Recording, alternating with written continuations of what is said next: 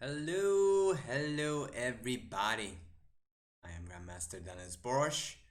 If you didn't notice, and if you did, then that's also a great news. So, as you might see in the title or not, then you will just hear me mumble and talk a bit about the fact that I'm going to do a bit of explaining how to play the Rapport-Jobava. Now this time I'm going to go down to the core of the whole system, but we're not going to do the traditional way, although we might do that in the future. This time, we either are going to play some tournaments or I will try to show you what are the basic principles and the reason why you play it the way you do. Now, for example, even if you just want to get some practice out there, there is an arena option going on. Go down here, and under D4, there is this system called Rapport-Jobava system. So we might be able to, and I actually plan to, do some arenas with it where we can practice and learn how to play the system. So mostly we will be focusing there, and that actually kind of helps us get familiarized of what's going on. You get the chance to play it with both black and white. It's actually a fascinating system which was devised in 2014 by Richard Rapport, who is around top 13 at the moment, and Rapport-Jobava, both creative mavericks of their times, and they're fantastic young players. Sadly, I haven't seen Rapport play that much these days, but hopefully after all these 2020 shenanigans are over, hopefully he'll come back and show us how good he is at this game. Hello there, Killer Stapler. Hi, Nightmare Griffin. So I'm going to play a bit, just going to play a bit in the pool, show you how to play it, and give you some guidelines of what you should be looking for. Because all of these moves that they devised and created a system, mainly they have like bit core concepts there that make it work. I might even do the originator, because in fact the Rapport-Jobava is kind of related to the Chigoran. So if I get the chance, I might even play the Chigoran, so you'll see the similarities. Alright, so let me get and jump straight into the pool. Try to get some games going. Okay, so d4. This is the starting move, knight c3. And the knight is not especially good on c3, however it does support this idea of e4. And helps the quick development on the queen side. a3. This is one of my favorite moves, just stopping this move. And once you get the knight to c3, usually you're planning to go for e4 breaks. You don't have to, as I am going to sidestep that, but I'm going to go for this e4 break for the slower version. So queen e2, and I'm preparing this e4 idea. Rook d1, eyeing the queen. So now e4 actually is much stronger, because anytime there's an exchange, you always have to look for some tactics. Knight h5, just trying to exchange some pieces. And that kind of prompts me to play h4. Knight f6. That is interesting. I could maybe even take, and this Greek gift idea might actually work. King g6, queen g4. Takes, knight g5, king g6 or king h6. Not quite convinced, but I'm gonna go e4. That was the original idea. And I'm trying to just chase this knight away. So if I get the chance, I'll play e5, although I don't mind getting an isolated pawn on d5 either if push comes to shove.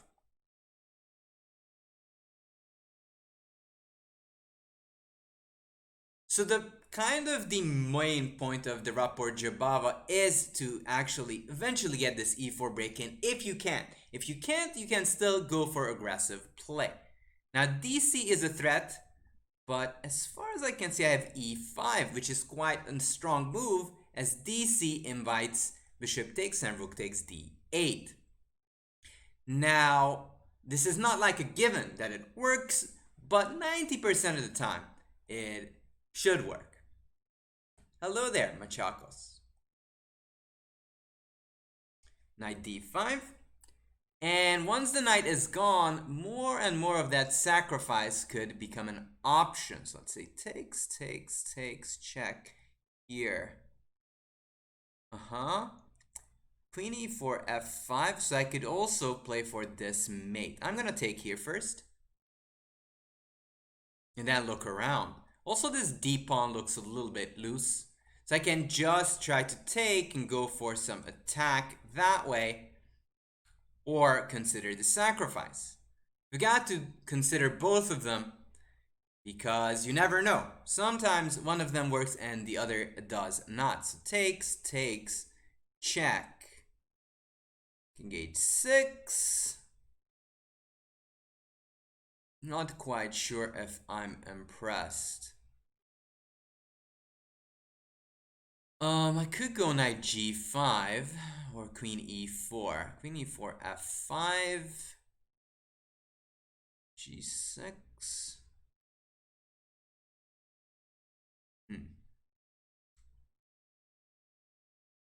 Many promising options, but I'm not sure.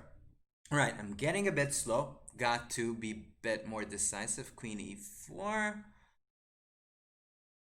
Yep, let's go queen e4. So I'm setting up this idea. And I don't mind even moving the knight to e2 and hit on d4. The plan is h5 and going that way. But now I had this knight d5. And if fe, then I have knight e7. Takes. Let's take that pawn. It's a free pawn. Queen b5, bothering that pawn. a6, queen b6, before anything funny happens to my queen. Okay, knight d4. I will always have knight e2. This is getting a little dicey. In fact, I might be misplaying this just a little bit. However, I think I still have enough play to not be worse. There, knight e2. And I got to be faster. Much faster than I originally was. Rook g1, just getting my rook over there, just to get aggressive. Okay, go king d2. I want to run away with the king. A little bit brave, or foolish, whichever way you look at it. There, knight c3. Okay. There, rook e1. Rook e3, and I want to take and run away with the king. And if I can, that will be perfect. Maybe even queen c7. Queen c7. Setting up that idea. King e1. They wanted some rook d3 tricks. Now I have threads there and even taking. There, okay. Wait, I can take, yeah, I can take it.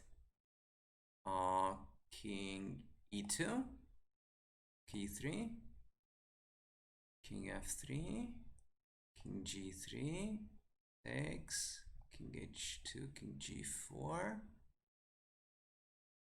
Okay, check, check. Oh no, oh no, oh no, oh no, oh no. Yeah, that was just a scrape in the end, which should have been just great. It looks easy, but when you flag, it's not that good. But okay. Let's see what happened here. Curious. I definitely thought that bishop h7 was an idea. Takes, knight g5, and if goes back, I have queen h5. Question is king h6. So let's see, takes. Yeah, and I shouldn't have really spent that much time. I wasted too much time thinking about this. Because back then I have queen h5 and this queen is just very badly placed. I have queen h7 and queen h8 checkmate because the queen is in the way. Now the problem was king h6 and I didn't see a follow-up. And one of those things that grandmasters do and other title players don't is they stop when they don't see a solution. Why? Because the grandmasters decide if you don't see it, it's not there. It might be there, but you can't prove it. Therefore, it's not there. So in this sense, it's a very, very scientific way of looking at chess. You are trying to prove that you're correct, but if you don't see it, sometimes you don't go for it. Now, on super GM levels, they would go for it anyways at times if they staunchly believe that it exists. Now here I should, actually my hunch was right that I shouldn't take. Probably I should have played knight b5 and just take this pawn. But I was just too fixed on sacrificing, and probably that was the cause of my downfall. But in this whole game you can see the reason I've got the advantage. Again, if takes, that would just help me. After e4, I kind of achieved my goal of having a knight on c3 and the goal of moving forward. Did I never play on intuition? I do play on intuition. However, if it's possible not to play on intuition, I'd rather prefer to, go by calculation, because that's the way, the mathematical proof of a position. So here I made the mistake of actually going that direction instead of just going for the softer option of winning pieces. Alright, so here I will try to play something similar with black.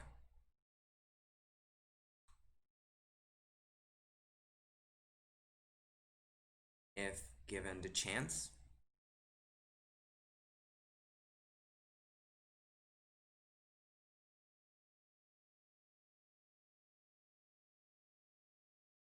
Okay.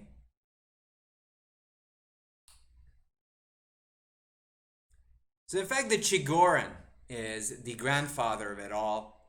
The Chigoran was the opening that kind of birthed the Rapport-Jobava.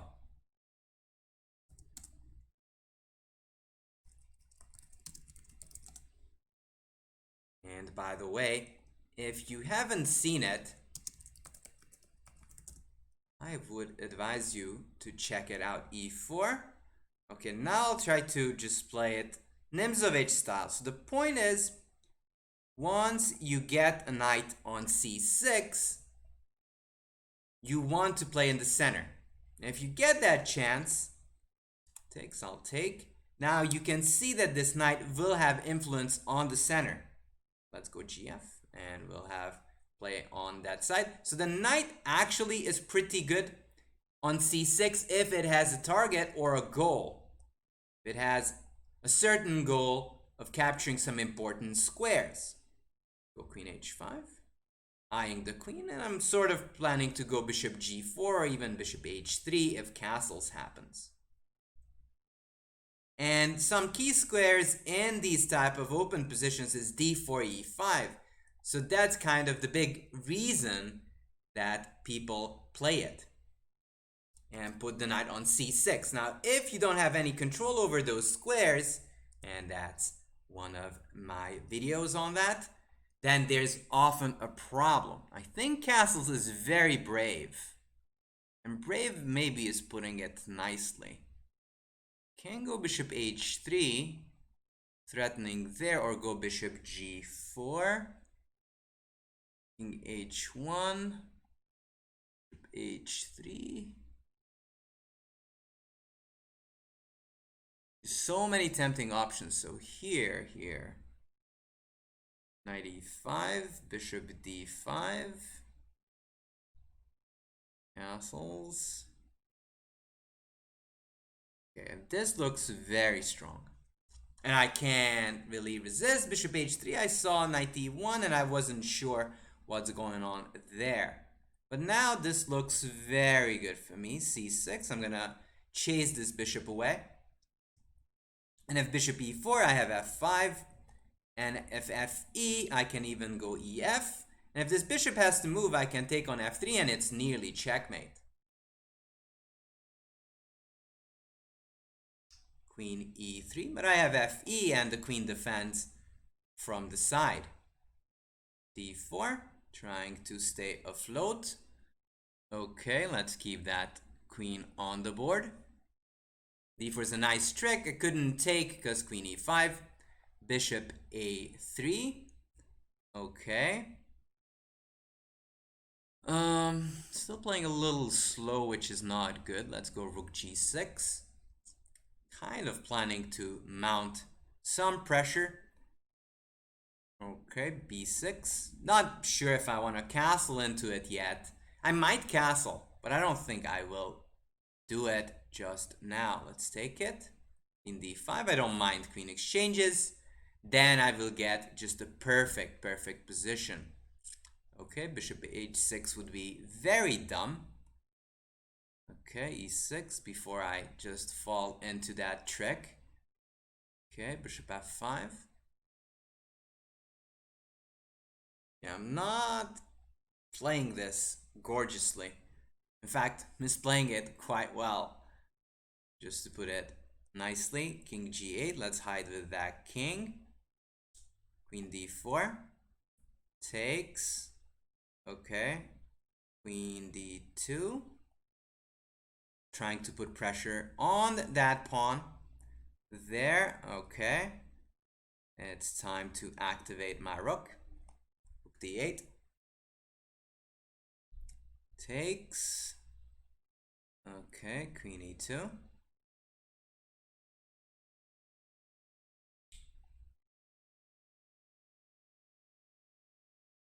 I'm up a piece, so it shouldn't really be a problem. Should be relatively easy, but I have less time, so that kind of gives a bit of hope for my opponent. Not a whole lot, but some.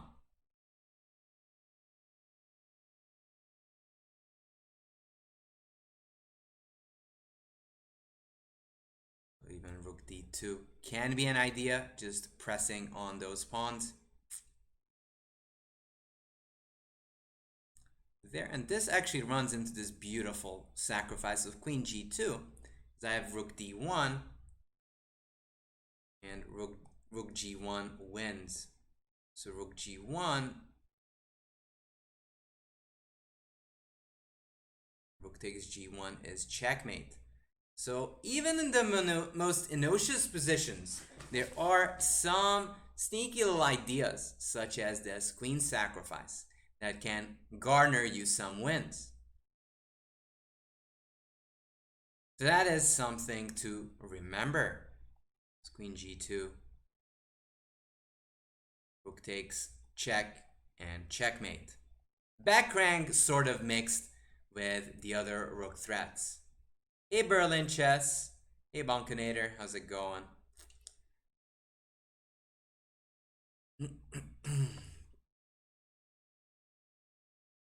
All right, let's go. Let's do a bit more of this.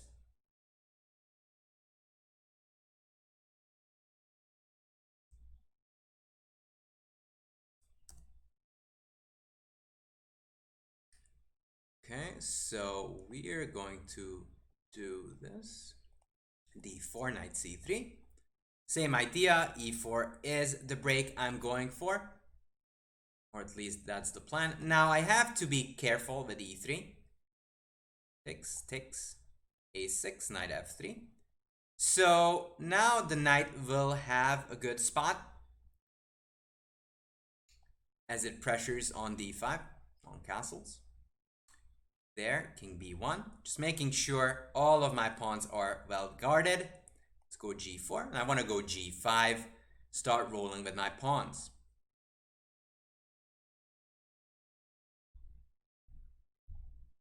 Now, I've got the bishop there, but it's tricky because technically it's a closed position. So it's not entirely sure that I'm doing perfectly fine or better. So I go queen e1. Thing is, I want to defend these pawns, and if I can stabilize, kick out this knight on e4, then my attack will be quite powerful. Queen a5, giving me the option to exchange queens, which I think I'm going to refuse. I don't think it's that dangerous. Also, I'll have bishop d3 winning time on this knight. And I kind of trust that my bishops will fend off the attack.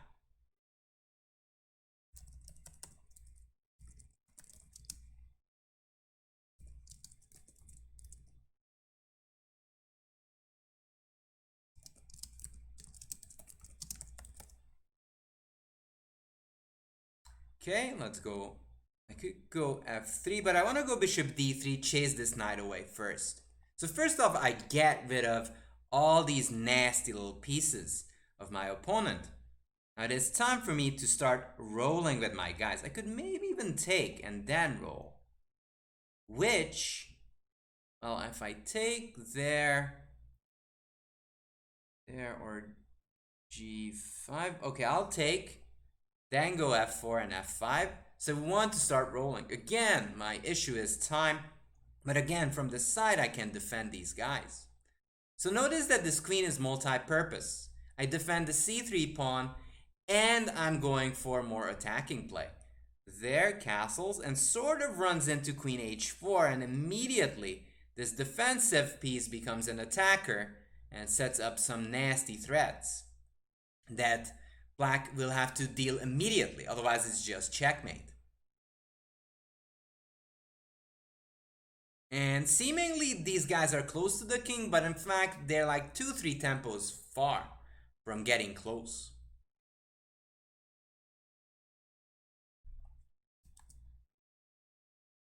g6, f5, and one thing that is for sure, in these kind of opposite side castlings, you've got to be fast with your attack. The faster you are, the more likely you're going to break through. e5, good move by my opponent. Go f6. Yeah, I like the idea of f6. Takes.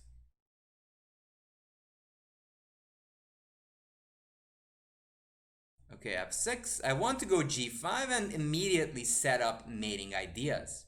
Now it's a little bit dangerous, but if it works, it works.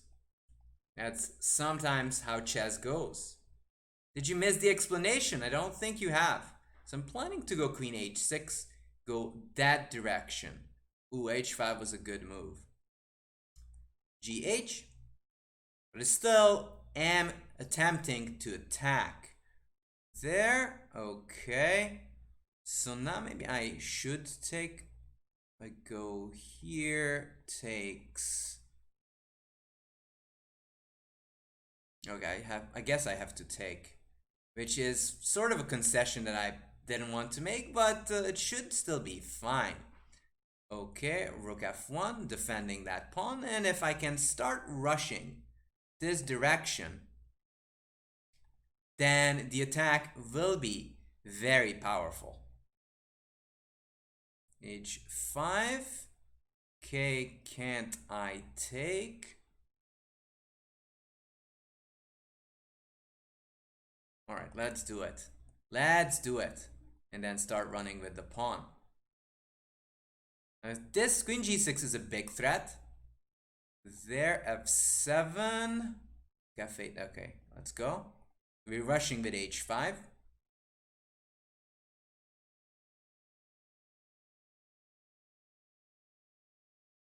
So this is tricky. The king is a little under pressure and this knight is a little offside. Queen c8, trying to do something. Okay, let's go rook c1. Setting up this idea. There, f7. Takes, let's take. And now I have this double threat of taking. There, queen f6. Okay, h5, just inconveniencing the queen. There. Let's. Oh, I can't do that. Check. Oh, it's a check. No. Okay, rook f1. In c7, check. Check. g1, rook g6. Oh no, oh no. b1. Okay, go back. Oh, I only have a draw, right? No, I messed it up.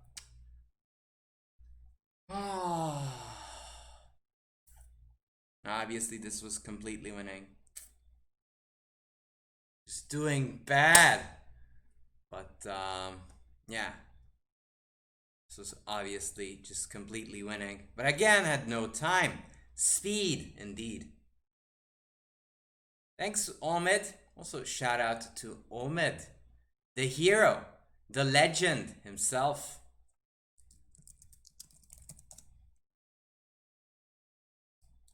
Shout out to Omid. Anyways, the whole core concept is this. You want to first stop your opponent from going for an attack with knight b4s and going for this f3, bishop d3 and start throwing pawns at your opponent on the king side. Now, it didn't quite work out. I mean, it actually did and got flagged. However, the position was more than satisfactory. Winning. Thank you so much for the follow, Coolest Crit and Zamora Coma. So I think that's sort of the way to go. I'm gonna play a few more games, like sort of getting into the rhythm of the things. Okay, so I will try to do the same thing. Okay, d5, e4, de, knight c6, and just showing you that this is kind of the concept of having a knight on c6 in front of the pawn. And you might be surprised to note that this is not normally good for the side having a knight on c6 or c3, unless it can get to e4 or control some important squares on d4 and e5.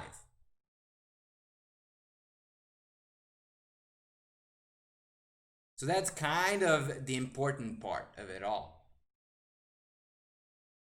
Yeah, so the Rapport-Jobava is an amazing opening. And I kind of like it because it's fresh and it's kind of devised by the two coolest dudes on the front, Rapport and Jobava. And I'm trying to kind of show you how to play in the spirit of it all. Now, you can't play the Rapport-Jobava with black. However, you can put the knight on c6, which can be very enterprising. Rook g8. There, let's activate the bishop. And that's one of those things that's very important whenever you play this, even with reversed colors. You want this bishop to be developed. Otherwise, you don't get that active piece placement. No, g takes f6 is kind of a stylistic choice. You can go e takes f6. That is a possibility. e5, and again, just basic concepts that you learn. I have the central control, and that matters a lot. Now, in this case, I am doing good because of that. Okay, the king is in the middle, so I'm going to jump to d4, and that's kind of a crowning jewel and a success for me. Because in this case, you can see that the knight on c6 was in fact useful. It got to occupy an important outpost in the center. Knight d4 takes, and if you castle, I can take on h3, and if you don't castle, you will run some dangers because of rook e8.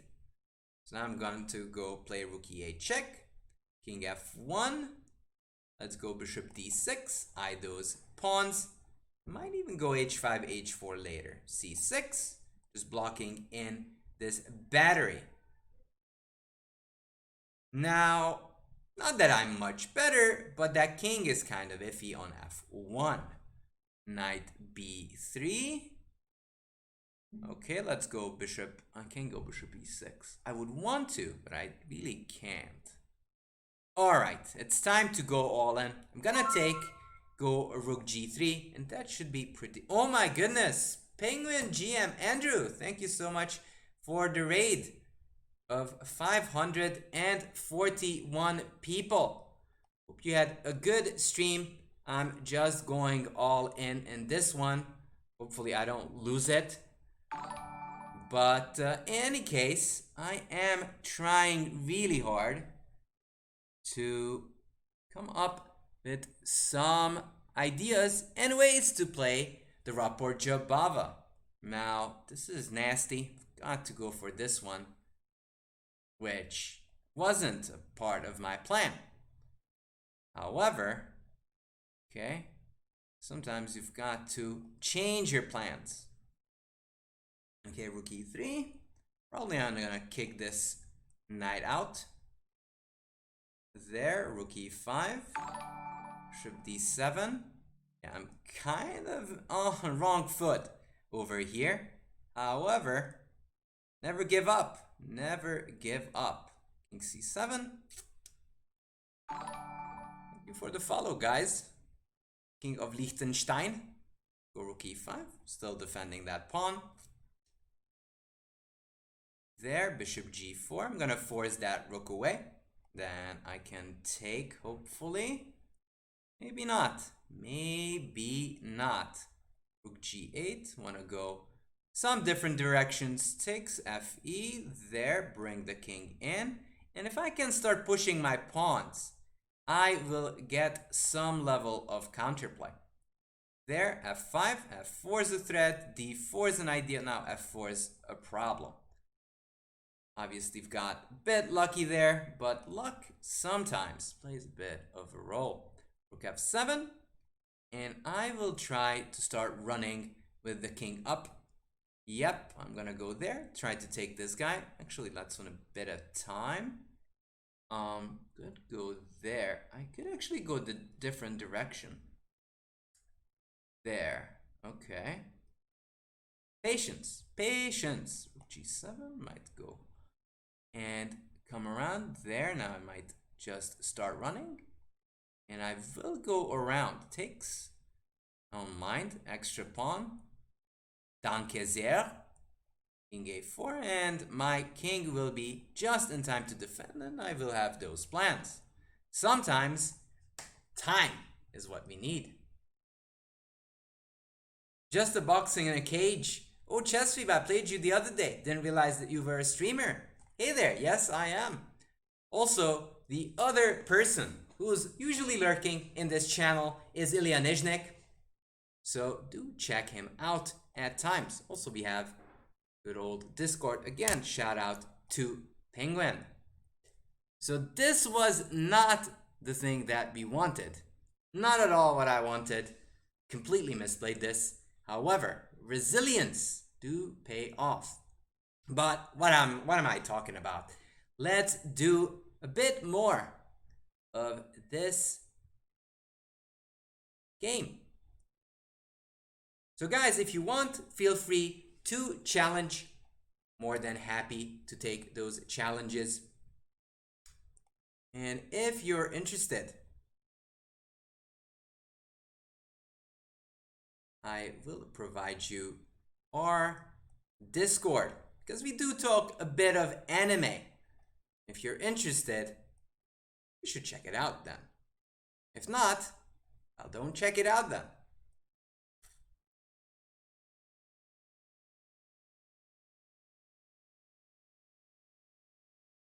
Yep, I'm being kind of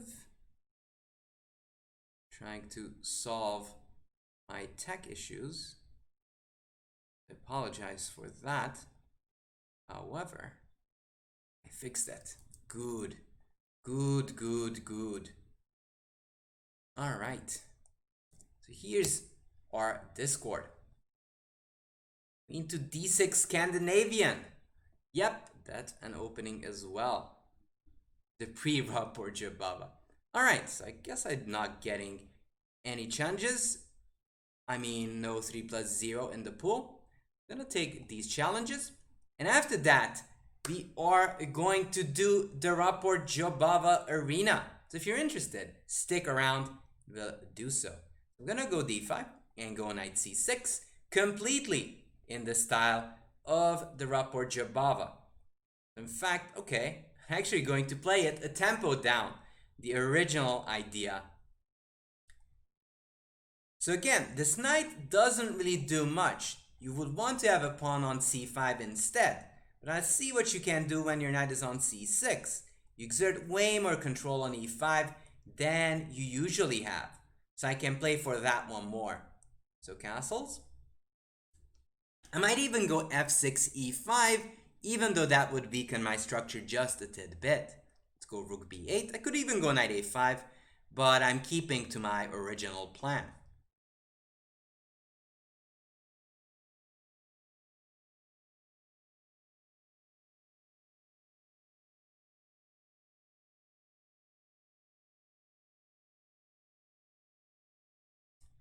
c4, c4, trying to play there. But with the king still in the middle, I could maybe try to punish that with the same old trick that you see all the time in this variation. So knight b4, and knight c2 is kind of dangerous. And I'm gonna go for c5, break it open, and try to open it up before white could go castling.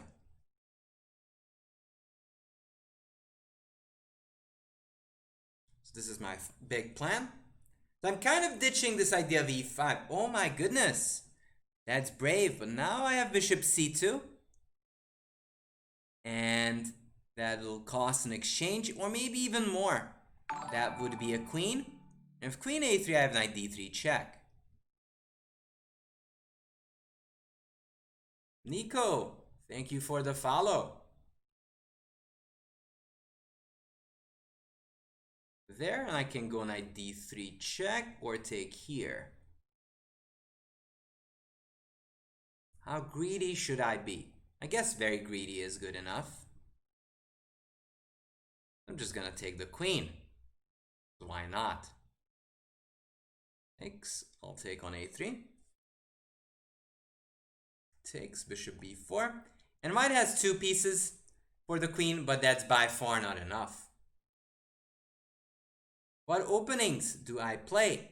So this was, okay, I do have to be careful with that one. Takes b5, and I can put some pressure on the queen side and the king. So I do play a bit of this opening, playing a bit of a Chigorin. Not a whole lot, but a bit. That's why I can show you how to play it. So I'm gonna go b5, b4, just opening it up for my rook. And once that happens, my queen will be just ready to pounce on the a pawn. So if a4 happens, I have get b3 and queen d7 and queen a4.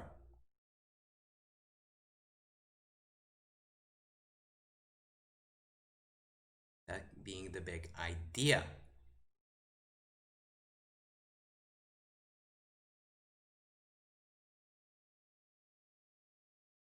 a4, let's go b3, queen d7. I wanted to play b3 early, so there's no counter b3 idea. And now I can take. There's not much counterplay left, and my knight could even slalom to c4 later on.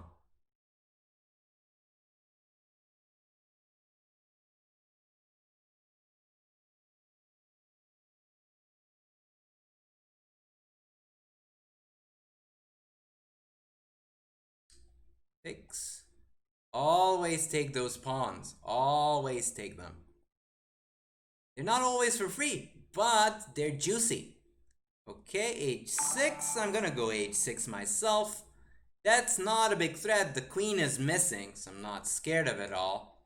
Kerox, thank you for the follow. And now I can just go with my original idea. Let's go knight c6. There. There could be some counter tricks, so I'm gonna just stop that. Now f6 is an ugly move. But in this specific case, I don't hate on it. I'd even go rook c4 and go queen a1 and just take there. Check. There. I'm just going for the attack. And then my rook c1 would come on in. All right.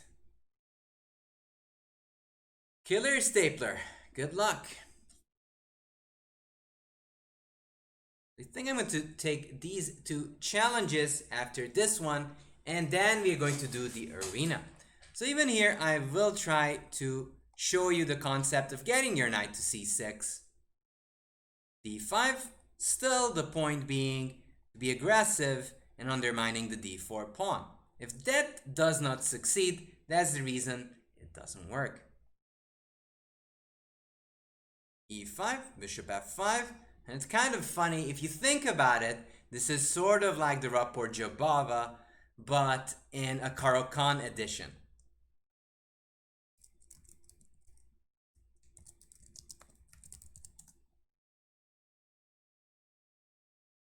e6, I'd even go knight e7, actually gonna do that. My opponent wants to take on f5, and then I said, be my guest, take it, but at least you will develop my knight with that one. Go, and I'll be much closer to castling.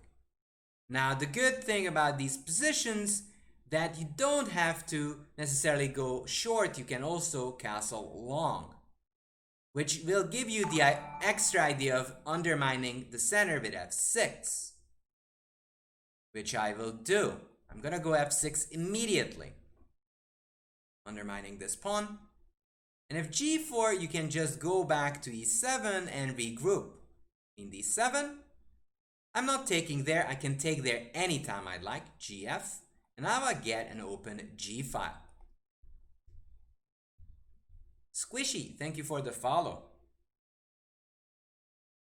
Fighter, just go to Lichess, Chessweep, and challenge. You don't have that command yet. g4, that's a bit too dangerous, especially once I get my rook on the g file. So never push your pawn in front of your king, because you can often get into danger.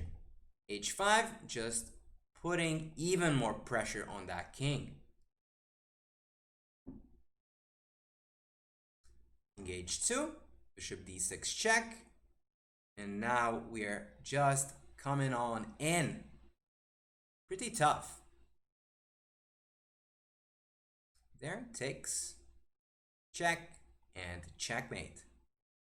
And that was mostly because it was that g4 move. The g4 move was the big culprit over there. In h7, that was nice. There's no gf because my rook was hanging. And this move not only defends this rook, but renews some threats on h3. There, let's take on h2. If king h2, then queen h3 is checkmate. So this is a crowning jewel and way of playing. Knight c6, if you play a position with knight c6 or knight c3, you want to have lots of tension in the center. If not, it doesn't really work as much. GG, Killer Stapler. Why didn't he take on d5 in the opening?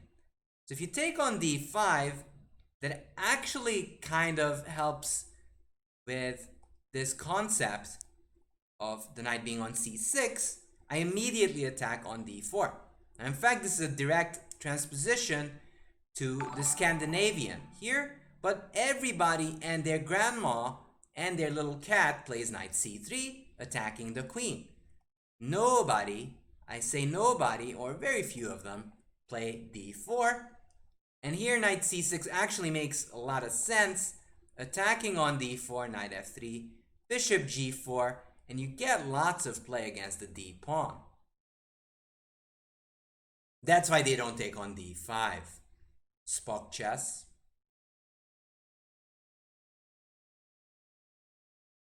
I did play the Rapport-Jobava. So that's why my opponent correctly, Killer Stapler correctly played e5, closing it down with less action going on with these pawns. it's hardly justifiable to have the knight on c6. And that's why I actually went for f6 here in this position, because once I start pressurizing that e5 pawn, this knight became useful. All right, so let's play. Blue Airplanes, thank you for the follow. d4, d5, c4, and knight c6. And this is the originator, the Chigoran. Bishop g4, and you can see I'm constantly attacking white in this position, mainly the d4 pawn. Anything or any exchange happens, I want to undermine this pawn. If I succeed, I'll get a good position. If not, then the knight will be a little bit off. Let's go f6 this time. f6. Now the bishop is a bit offside, so I'm going to go queen d7 and might even go e5 at some point. There, let's go bishop b4. Sort of playing it like it's Ragozin, knight e7. Any exchanges you could even consider taking with the knight, because you're playing for breaks. Takes, takes. There, now e5 makes sense. Yeah, e5 is pretty good, because de I can even consider knight takes e5, and I have lots of pawns in the center. So even if you think about it, black has a fair share of those pawns in the center. It looks strange, but you're so used to it in the French Berlin chess.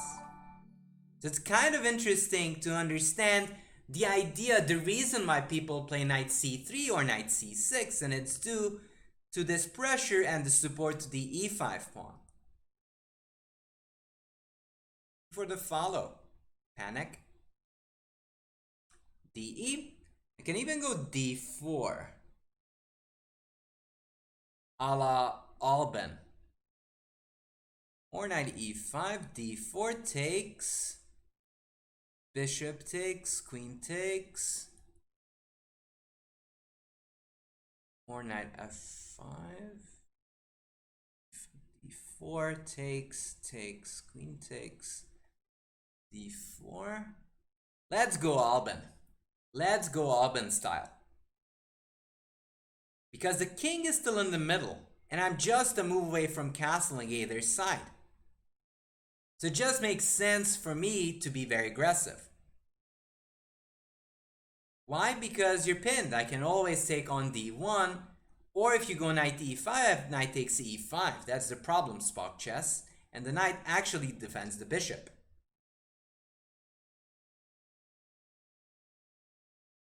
And that's kind of the tricky part of this whole system with the Chigoran. Yes, white is theoretically better, but the king is in the middle, and it takes time to castle. Takes. I don't care about the bishops anymore. I'm going for quick attacks. So takes, I take with the knight, and I immediately attack the queen on f3. Okay, knight takes d4, hitting that rook. And I think I can go knight f5 now. Knight f5 or knight c6. c6. Yeah, let's go knight c6 over defending the knight. And I'm getting ready to castle.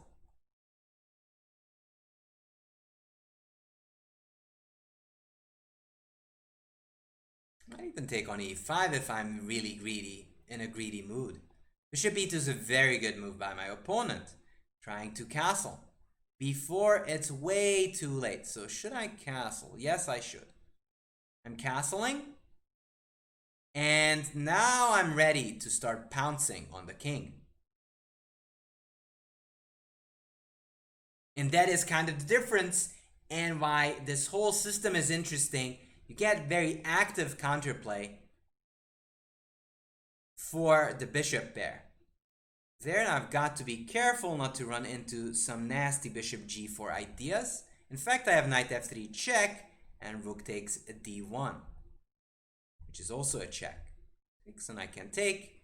Now this attack is near winning. Takes. Not only am I attacking that bishop, but I'm stopping this king from castling. Should I check? No, just take the bishop. Castles, knight d4. So once you get a winning position, that never means that you should give up trying. It's very important to still play like you don't have an advantage. Notice that I'm trying to keep all of my pieces very active here. I'm just going to be very casual and exchange down to a winning position. Queen b3. Brian, thank you for the 300 cheers. Appreciate it. Check. The queen e5. Pin it. Rook e8. I just want to take, just making it very simple. G6, and it's winning. So here, d4 is a critical idea. You want to hit the iron while it's still hot. Very important. Hey, Roaring Lion. That is kind of the whole concept. Let's see if d4 was the right move. But I have a feeling it was. It had to be. Because in the long term, I will be worse if my opponent just has the bishop there. Okay. Takes. Wait for it. d4. There's a big fight between bishop takes and d4, but still d4 is the main idea. GG, Cardisco. So either I take and take on e5 or go d4. It's actually even, which surprises me. So you could take, knight takes e5, and that's kind of the other thing that you can do. Activate the knight.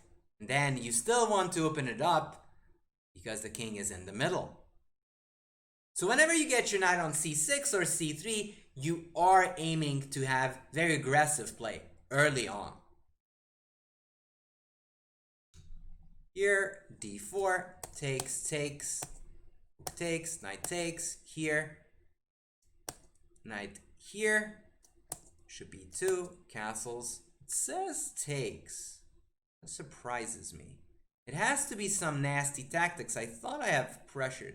I have rook e3. That's annoying. So I should have taken. Yeah, that's sad. You want to play charismatic chess, but the computer shuts you down. So sad. But after fe, I do get lots of play. Even though the computer does like white. Maybe knight f5. It's better. Bishop e2 and then fe. And then even though you have the bishop there, but I have 2 strong knights and it's supported by a pawn. So it's like a gorgeous outpost right there. Master Chess Dojo, thank you for the follow. All right. Next, Endgame Beast. Let's go. And after the next one, we're going to get into Arena.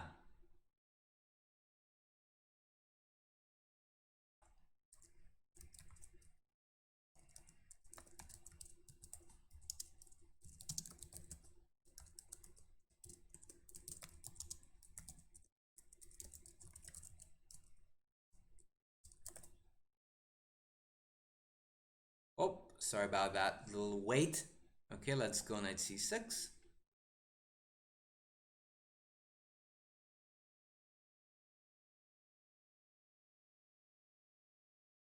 So I'm sorry, just saw your message, Endgame Beast.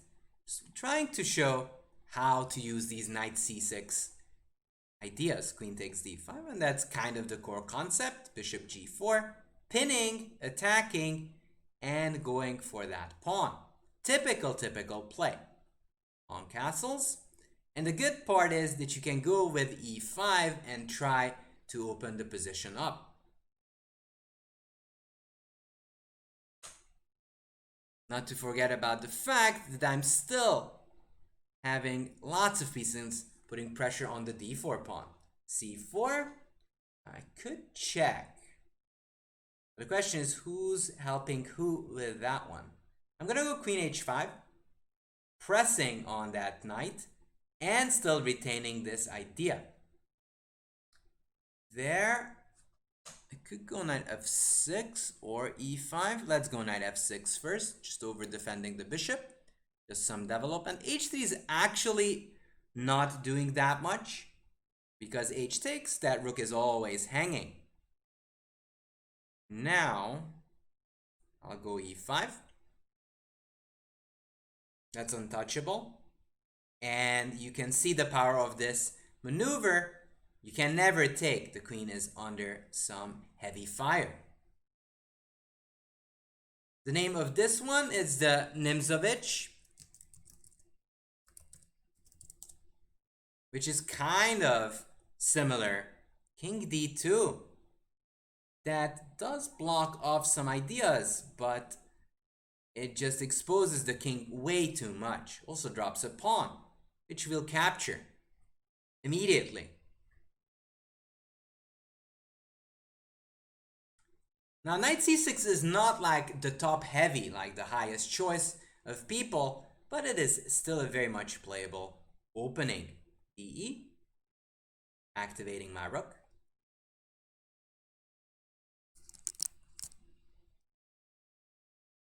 And the problem was that there's no real good hiding place. Let's see, this king is just very suspecto. Okay, I'll check, yeah, first. And then look around.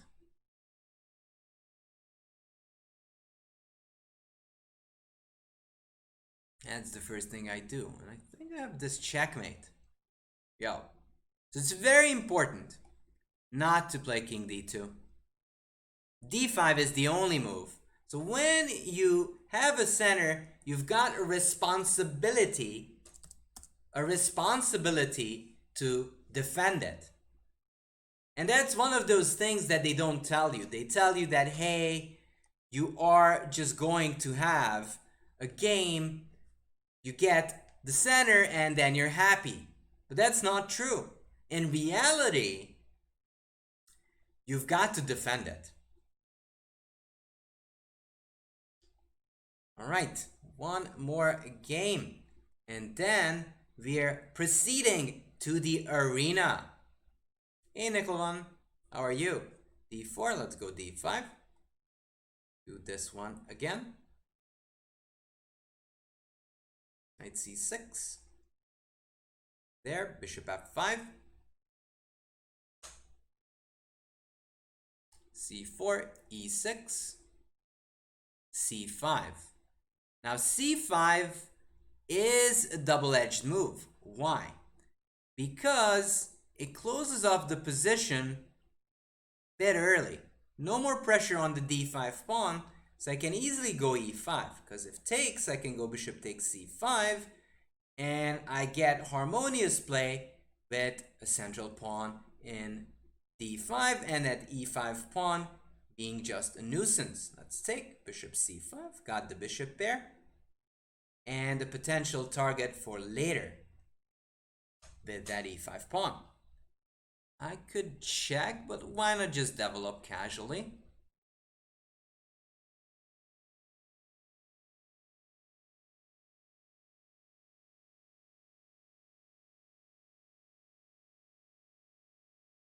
So, as you can see, we're talking about the Rapport-Jobava system, and we are going to visit that. So that bishop b4 would lose my bishop. I don't want to do that. And kind of the tide has shifted. I've got the good center and white doesn't. Tries to take on the b pawn. Be my guest. Yep, it was Andrew's raid. And if takes, you'll see what happens. Ugly, ugly, ugly things. Takes. Ooh, this'll get dirty. All right, it's time for d4. Again, the king is stuck in the middle with me, and that's the moment you should try to open up the position as quickly as possible. You take with the queen, take with the knight. I don't like taking with the bishop because it wouldn't maximize the effort on my pieces. I could even go rook b8 and rook b2 ideas. I don't like knight d4 because that would allow my opponent to castle. That's why I'm taking with the queen, setting up a battery as a huge Metallica fan, also stopping any long castle plans for Ludlud. Just making sure that doesn't happen. 92, that's a gift. And who am I to resist a gift? Let's check this way, because this other rook will be useful on the b file. Okay.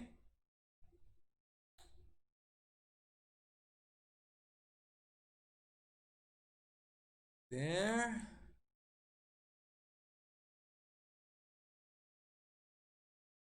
Let's give a check. Can't take because your king is in muy danger. Hey Drew Hart, how's it going? King there tries to hide, but you can't. You can't hide from that monster. In fact, there's a beautiful checkmate with bishop e3 that I couldn't resist. Bishop e3 and the king is trapped with all those infantry eyeing the king. Haven't seen us for a while. All right, GG. GG Ludlud. So, it is time, people. It is time. It's time to do it. Panic says, I like your commentary. Thank you. Appreciate it. It was made on c2, but I felt that we should look for more mating patterns. And that's a different way of mating. So I felt, hey, you might know queen c2, but you might not know bishop e3 checkmate. All right, so, and in fact, this is kind of a new added extension. You can have this one on. So there is the Rapport-Jobava system. You can choose it on Lichess, and that's kind of a new feature. We're going to play that variation, not the Torah, but the Rapport-Jobava. Let's make it 40 minutes, 3 minutes, and it's standard. I guess 3-minute waiting time is good. We will have no code. Or should it be 3+2? Should it be 3+2 or should it be different?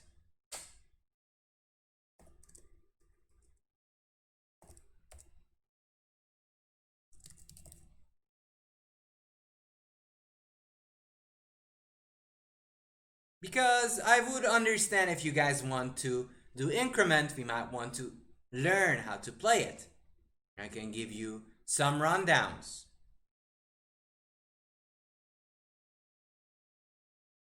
Hey Casper, how are you doing?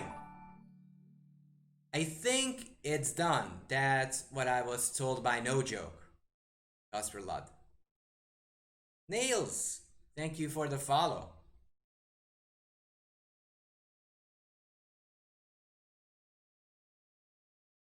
Three plus two. Might do challenges for that later, Drew Hart. That 10+0. But for an arena, 10 minutes would be a bit longish. So I think it makes sense to, you know, do differently.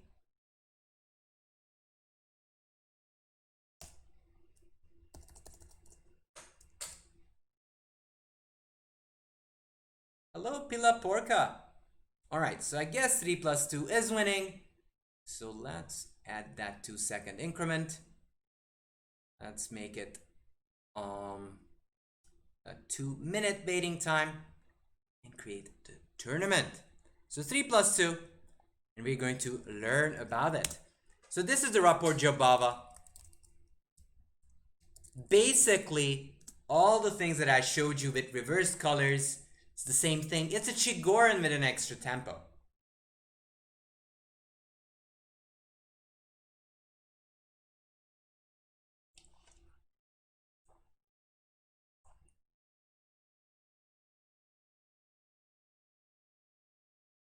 So I really hope you guys will enjoy it. I'll be back in a split second.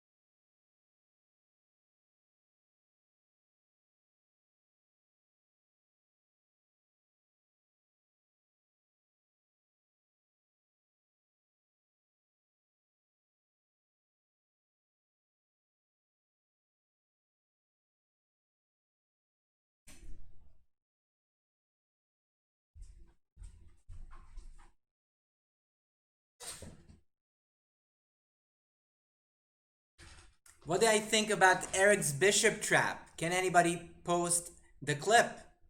I'll take a look if you have a clip of it. Hey, Oot.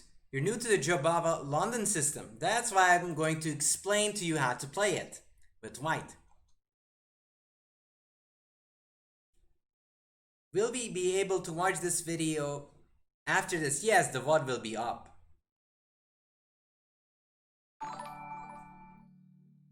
Alright. So I'm playing black. It's my move. Okay. So this is the bishop bf4. I'm gonna go e6.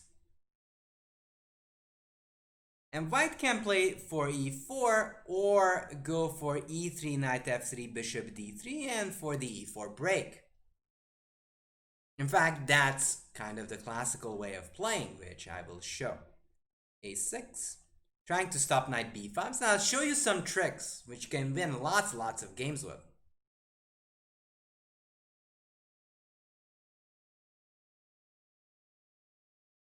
So you don't worry, you'll be white and black, so you'll kind of get a grasp of it all with both colors, which is fun and is a slight tactic. In fact, one of the famous challenges, e4 is a little bit early, because I can just capture it. I've just made too much defense on the e-pawn. I can go bishop b4.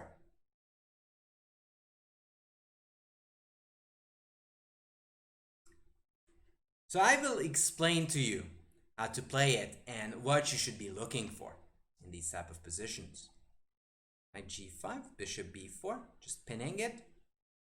And that's why this is not working, because knight e4 I can just capture and the king is pinned. I mean, the knight can't move because of the pin. Ilas, thank you for the follow.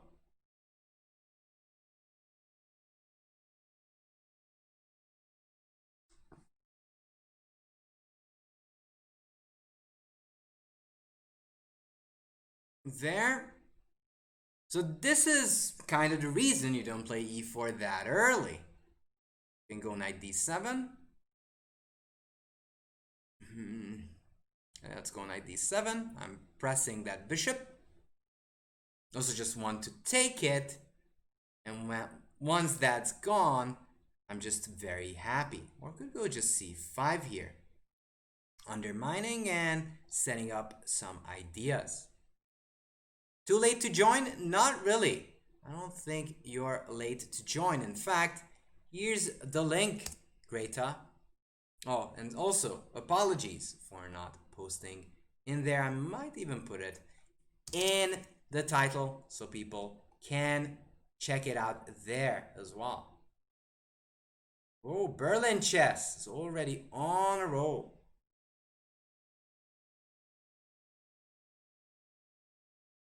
Bishop d6. Tricky, but way too many moves with the bishop. Queen b6. And again, so many moves with the pieces and not many with the king. So it didn't castle, and that's a problem.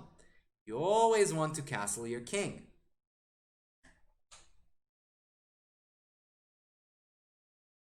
Now, sometimes you see weird tactics. And most of the time, you get weird tactics when the king is still in the middle. Because the king is just so vulnerable right there that you have to deal with issues that you normally don't have to. Bishop takes some big threats there, and also on b2. And now I have this very nice little move of queen b2. What makes this special? Well, the fact that I'm attacking 3 pieces at the same time. This shouldn't work, but it works because the king is still on e1. And again, case in point, you want to castle your king. Really, that's how important it is.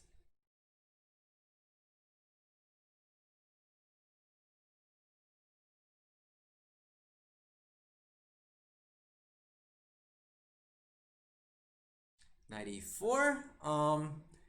I could take here if takes king d2 and then sort of release the tension. So I think I'm going to take on e4 first. If knight takes c4, I'll take. If queen takes, then I can take on c3 and I hit the jackpot. Take the rook, give a check, take on c5. That's just a dream. And I like to live the dream. It's no wonder my opponent resigned.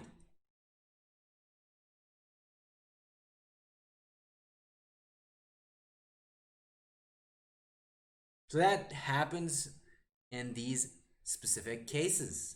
Got to be careful. Got to be careful.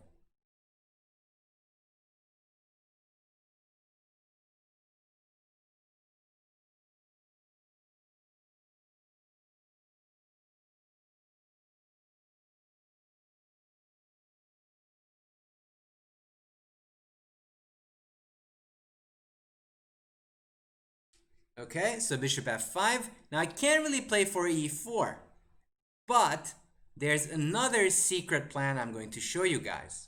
I'm gonna go knight f3.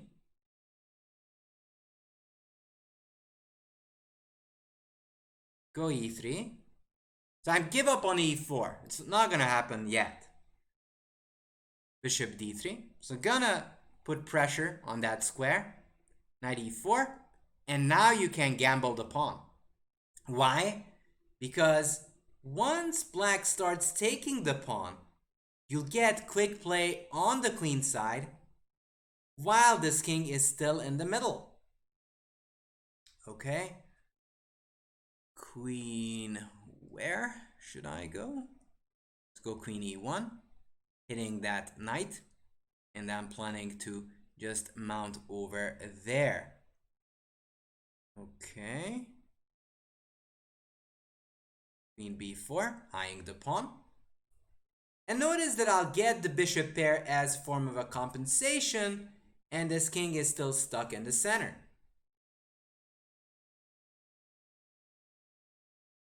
b6. Okay. c4, putting pressure on d5 immediately. I'm trying to open it up. If I succeed, then this king will be in danger. Now, knight c6 is not a good move anymore. Why? Because you just stepped into these tactical ideas that usually don't work with a pawn on b7. But once there's a pawn on b6, this is just too much, and bishop b5 is another typical way of winning. So often it's a good idea to notice if they go bishop b4, knight e4 on you within this bishop f5 system, you can just give up the pawn because your opponent will have to tread carefully with the king still stuck in the middle.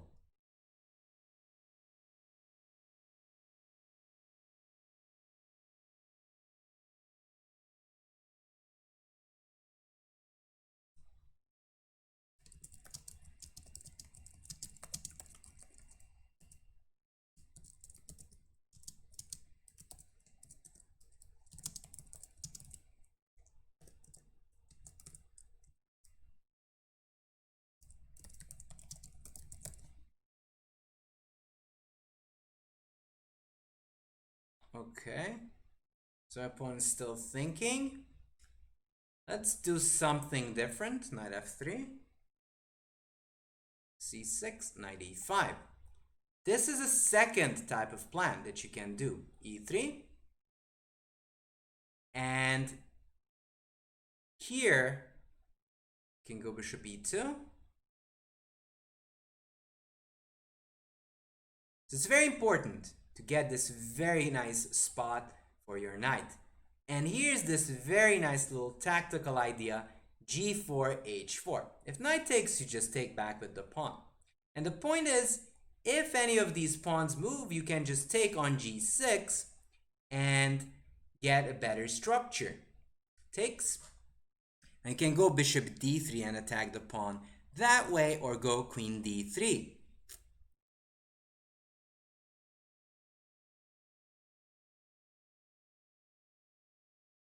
I chose queen d3 because that's something that I enjoy a bit better.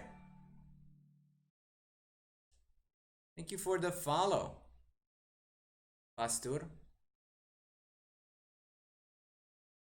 Another d4 player, so I'm so lost with these types of positions, Panic says. Well, that's why we're learning.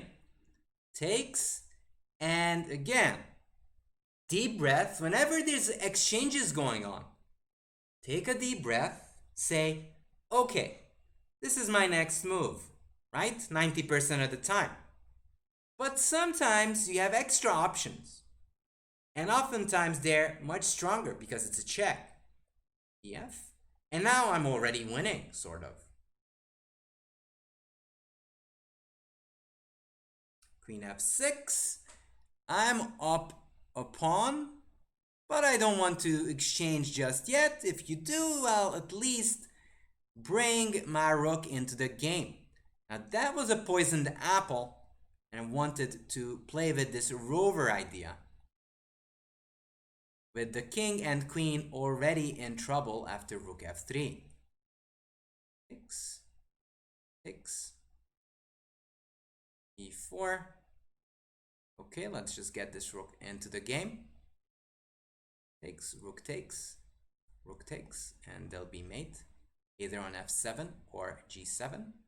And that's actually the easy thing.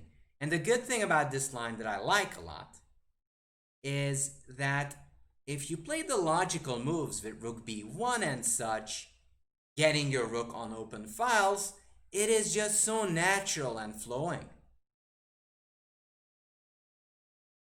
Like it. Good. I'm glad to hear that you guys enjoyed this opening. So this is one of the other tricks with g4, h4.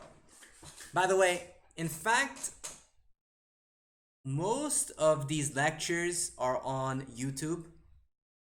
I'm just going to link you to a previous one on the Rapport-Jobava. Here it is.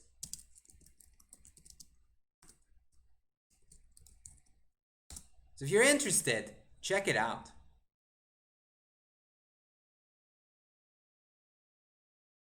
Okay. So we've seen this plan of knight f3, knight e5. We've seen knight f3, e3, bishop d3. I'm gonna go a3, just stopping this bishop b4 idea. That is actually my kind of concept. Let's go e3. I'm going for the slower plan this time. Knight h5, that's a piece, I think.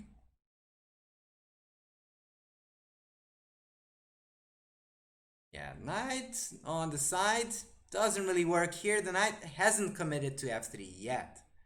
h4. Sometimes you can even go with this h4, h5 attacks. Knight f3. And this is the second idea. Whenever your opponent doesn't pay attention, plays c5, knight c6 too early, you have this knight b5 trick. And surprisingly enough, there's no defenses against these knight c7 forks. And even if there's queen a5 check, so the pawn is on b7, the bishop is still defending that knight. So oftentimes, even if black just plays c5, knight c6, knight b5 is immediately decisive. And that's one of those tricks that can net you lots and lots of wins.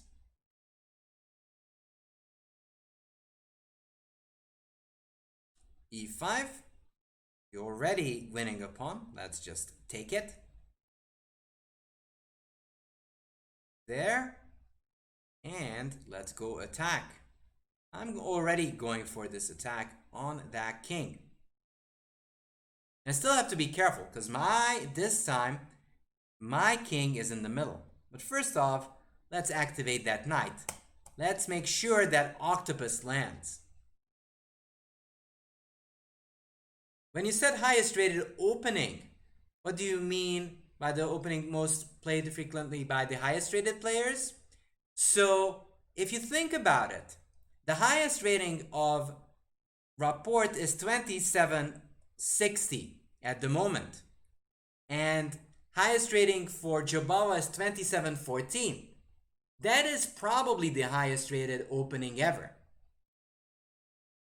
If you just add up Rapport's and Jobava's rating average, that has to be one of the highest. That's what I mean, Drew Hart. Queen d5, and you can guess I'm gonna go long and have an opposite side castling attack on this side of the board.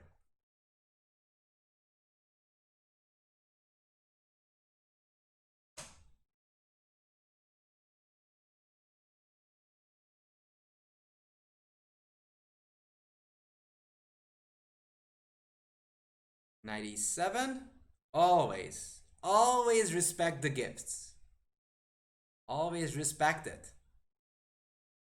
Bishop e5. Let's take it.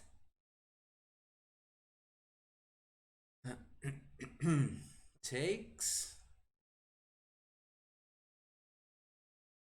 And this time, I'm gonna refuse because castling is important. Sometimes development is way more important than getting some free exchanges.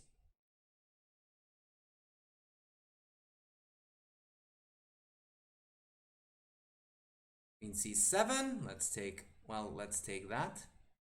No bishop b7, which would be normally a problem because of that. Yeah, now I just have way too many pieces. Well fought though, Perpetuo Mobile. Thank you for the follow. These.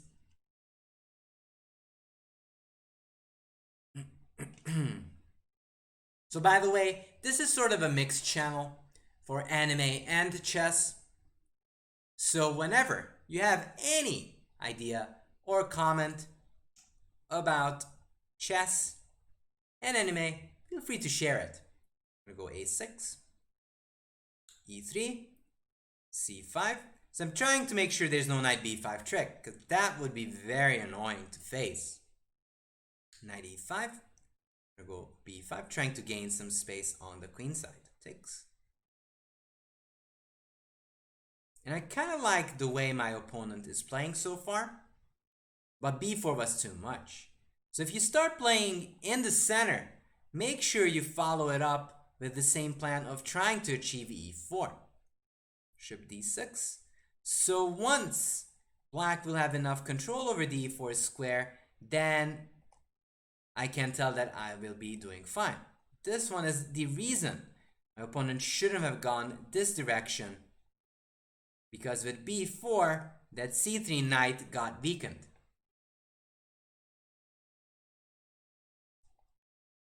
Bishop d3. Let's go knight d7, go rook c8.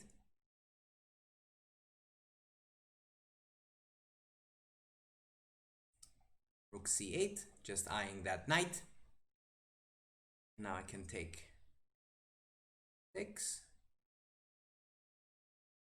Let's take that pawn, why not? And probably I will go knight e4, just getting rid of this very good bishop, knight e4. 6. So once you get the advantage, always make sure to exchange pieces. Knight e5.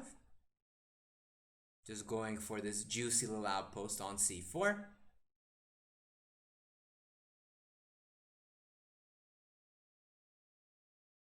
But again, note that I'm only one single move away from castling. Okay, let's check.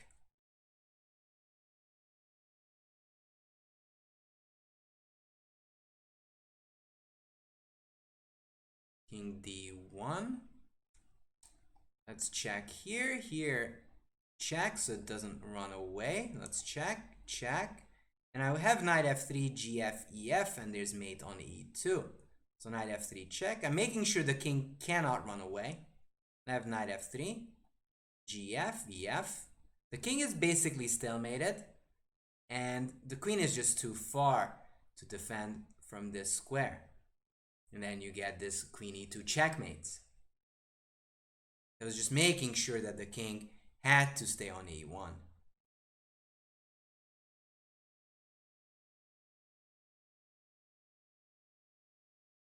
Ah, here's the clip.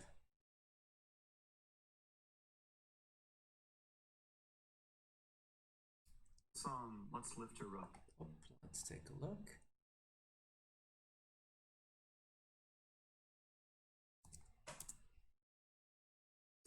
Let's lift her rook. If you're just joining from Chessweed stream, my opponent fell. Whoa, this is getting meta. Fell for the yeah, this h5 line. Yes. h5. E3. Ah, that e5 is so sneaky. Ah, that's cute. That's cute. It's very cute. Yeah, that's a nice little trick there. Alright, so I'll go a6. Again, just playing against that one. It's a cute little trick. Yeah, I haven't seen it played by anyone else, and I knew that this was Eric's nice little idea. Now, bishop d3 is a very good move. However, it runs into c4, trapping this bishop. So you still have to be very careful there. And it was also a shout out that was making it pretty meta. Also, shout out to the Eric, who actually got just 100,000 subscribers on YouTube. That's amazing. So this shout out is obviously well deserved.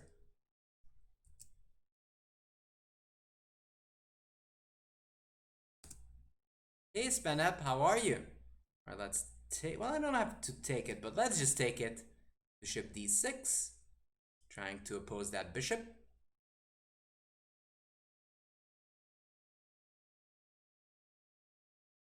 And again, if you're new to this Rapport-Jobava system, there's some videos posted by, I thought it was Brian who posted it. No, it was Drew Hart posting it, but there's the other one on this YouTube channel of ours where you can check it out. There, knight c6. Now, long castling is a strange idea here. Whenever you don't have c takes, e takes, d4 happening in the middle of the board, you don't want to castle long because you don't have an open file. Only time you want to castle long is when there's e takes, d4 happening.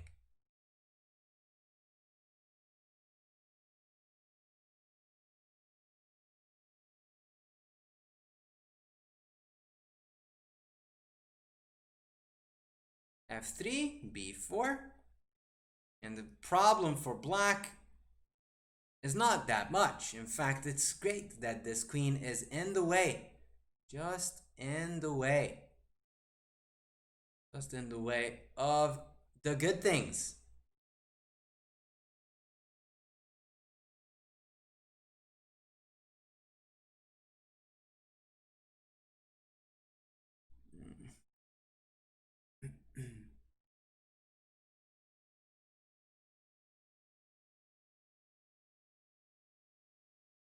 Queen e1.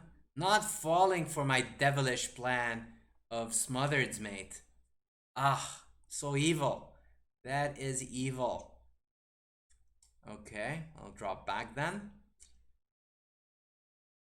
I don't appreciate that.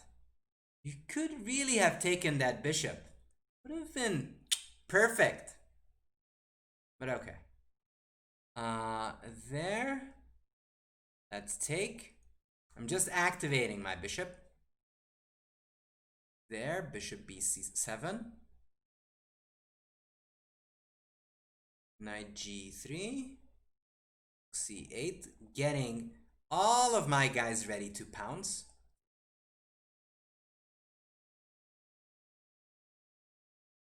e5. Knight d5. Hitting the bishop and the knight. And whenever that knight moves, there'll be threats on c2, which makes it very uncomfortable. But again, you can see that yes, black is putting pressure, but that knight by in itself can hold the fort. King d2. Okay. Let's take.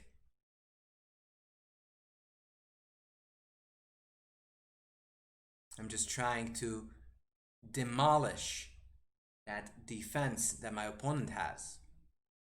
Takes, rook takes, bc, check. Here, takes, check, check, and that's a fork. Takes c3. My plan is queen a2 check, controlling this, and if king d3, I can take and have knight g2 forking.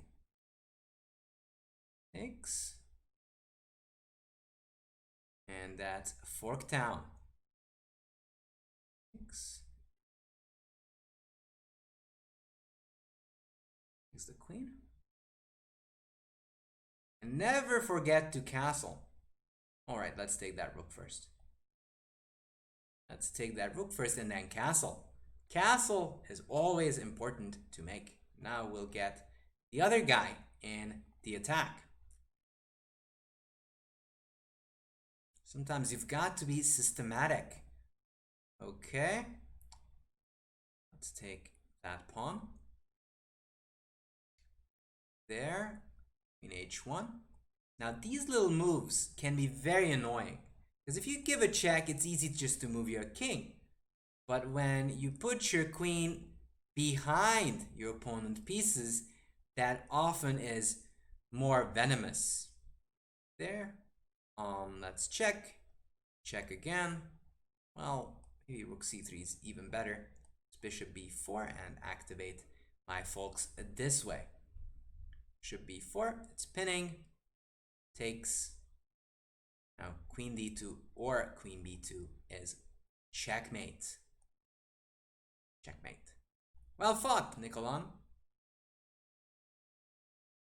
So you can see that even though there was a lot of pressure on Nicolan's position, that knight on c3 is a sturdy defender. You shouldn't underestimate that. c6. Let's show how to do it with e3. Now you can play with bishop d3, knight e2, but it can get dangerous with your bishop often facing this c5, c4. You should never allow that. Queen b6. It's not really a big threat. There's multiple ways of defending this pawn. Let's play it this way. You can also defend it with a3. If takes, there's always knight a4 trapping the queen. h6. All right. So this time I'm going to play it differently. Go knight e2. You can go f3, e4 and build a center that way, or just go the traditional e4 style. Now c5, as I told you, always invites this idea of knight b5. It's well defended, the queen doesn't have any power over it, and then, as I told you, as there's a c5 move, knight b5 can be very powerful. It's very hard to deal with this knight c7 concept. The knights on c3 are the bane of your existence, Kasper Vlad. No! Don't make it the bane of your existence. Be terrible.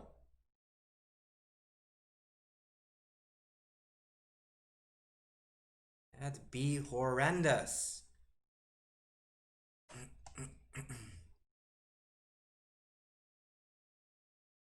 e5. It's relatively the best. I'll go d takes e5. immediately threatening. And sometimes you can even play e6, reinvigorating and renewing this idea of knight c7.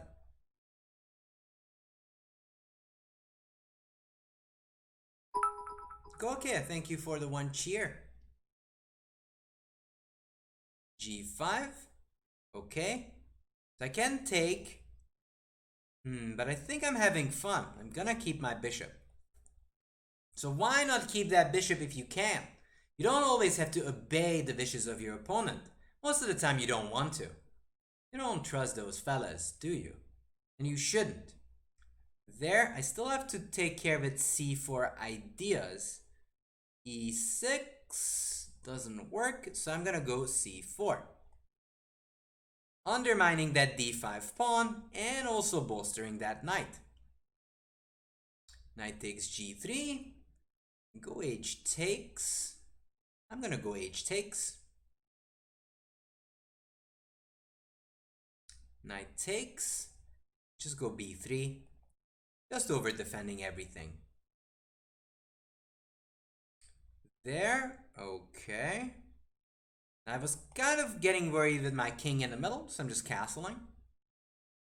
And with that, my opponent has to deal with these pawn weaknesses and all of the trouble that entails. Takes, but then I'll take that pawn mercilessly.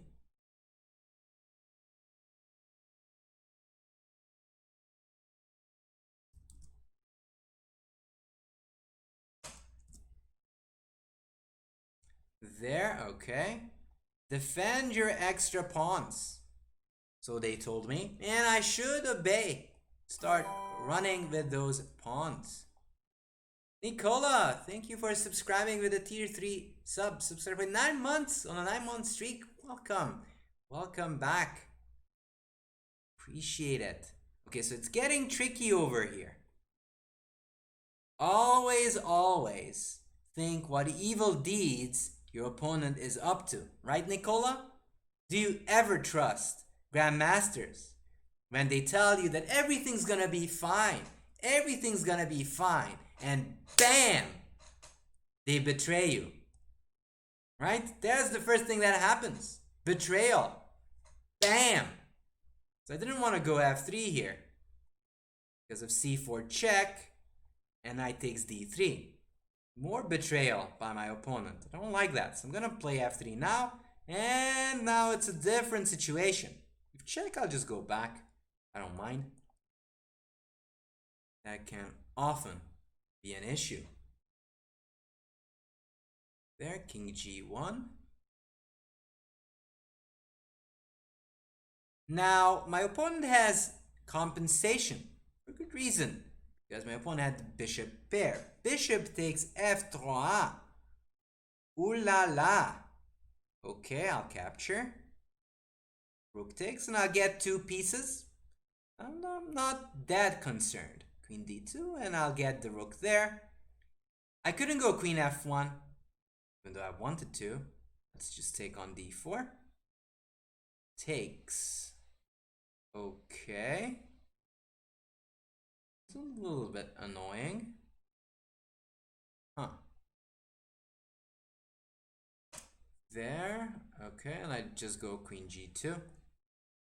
Yes, it's possible to take, but I have knight e2, and everything is magically defended.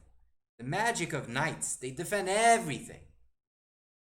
Whatever you do, trust them, knights. f5, going aggressive. Rook f1. Bring more pieces closer to the king. Rule 101. Queen g4 maybe, just to lurk around. Yeah, let's lurk around. I don't want to take just yet. It is good as a shelter, and also I can hide my king on h2. These knights cover the all-important square on g3. There, now I'll take. There's still a pin going on.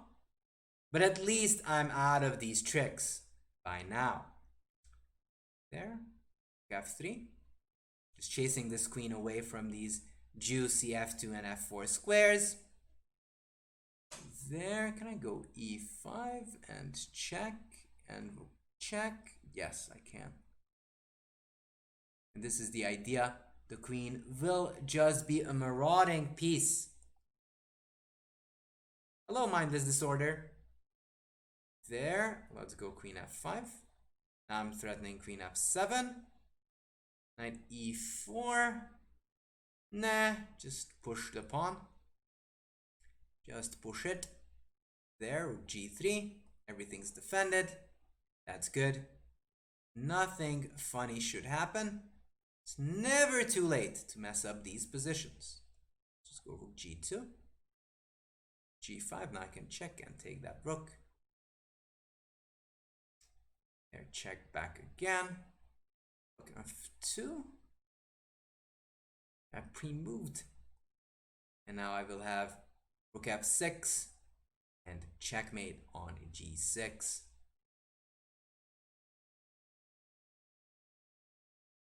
So you can even go bishop d3, knight d2 in this Rapport-Jobava style of positions, which I know is a little bit unusual, but it is very much playable.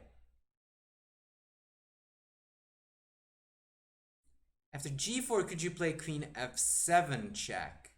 Possibly, but I was just making sure that it's a clear and a surefire win for me. And that was my main goal.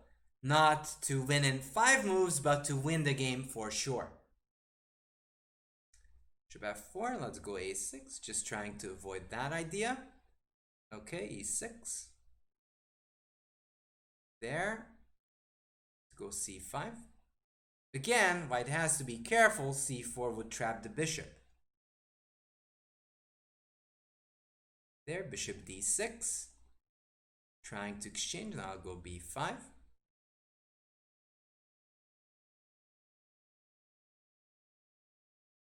So I'm trying to expand on the queen side just a little bit. Takes. I'll take it. I'll take it.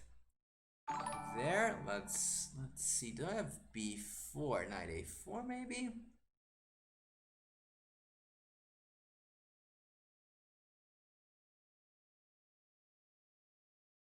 Go bishop b7. Thank you for the follow. Thank you for the follow, Zeronik. Takes. Knight takes d5. And my opponent is playing this well. Probably e4 was a little early, I think. Go bishop e7. But nevertheless, this is sort of the play you should be aiming for. Active piece play.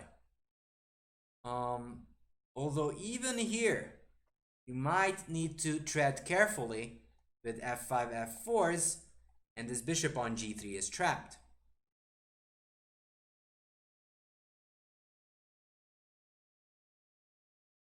And this only works for me because there's no knight g5. So probably taking on d5 was a little early-ish. Yep, f5, f4, and this is a typical plan of trapping the bishop. There are many tricks and traps involving this whole variation of Rapport-Jobava. And in this sense, I feel that, you want to learn them. You want to understand how it works. Takes. Again. Exchange happens. Breathe in. Exhale. I can take. That's a normal move. What about taking here first? And then you realize that I'll get a double attack and I can take on b8. My opponent is throwing some pieces at me. Got to be careful with queen h5 ideas. So I will be and go knight f6. Over defending the pawn and offering the queen exchange. There. I'm up plenty of material. I'm more than happy to exchange. Rook takes. And I win. f5, f4 for the win.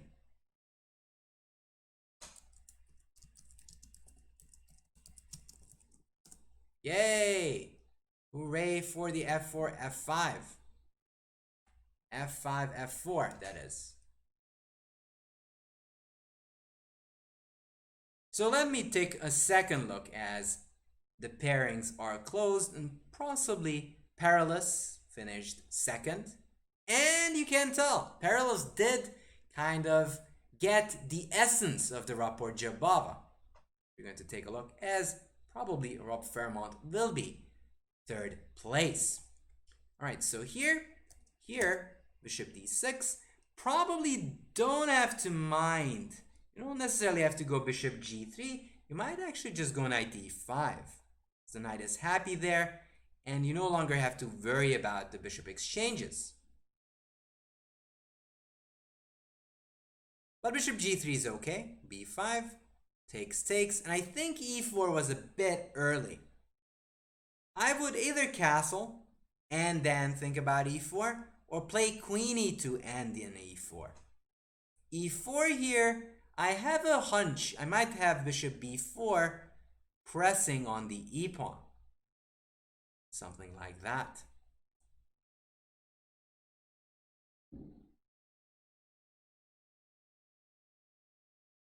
Let's see what the computer says.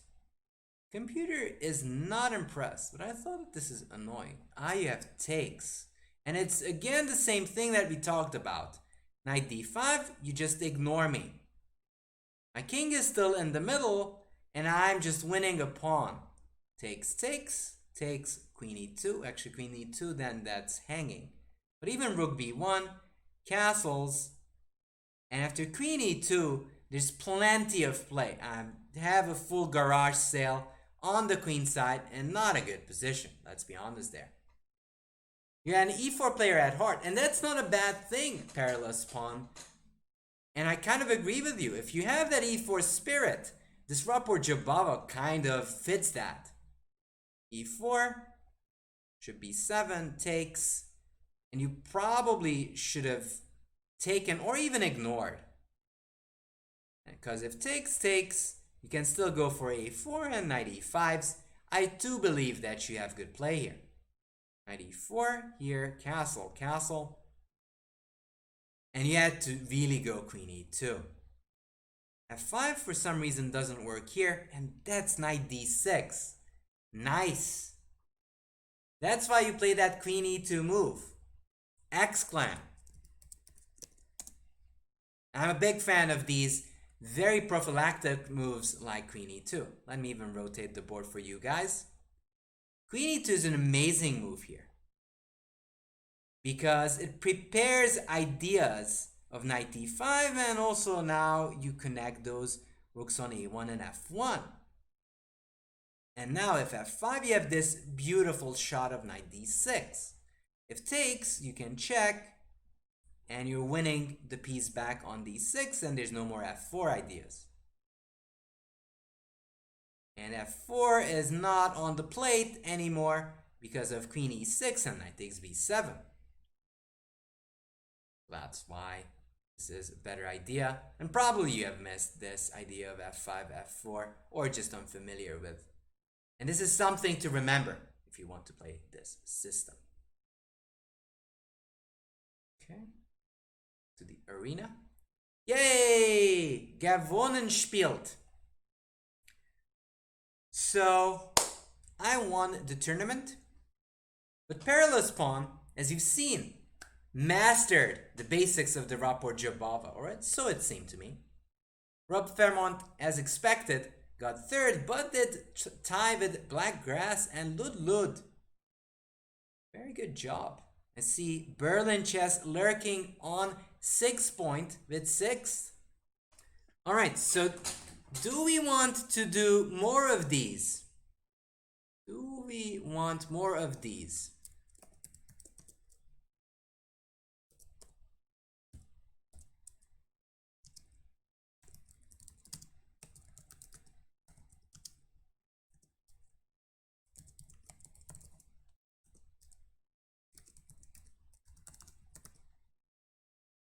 I gave you some options.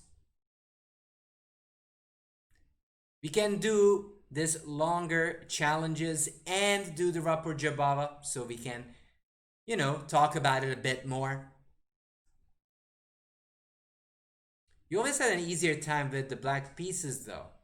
Yeah, but if as you get the grip of it, you can get big success, Perilous.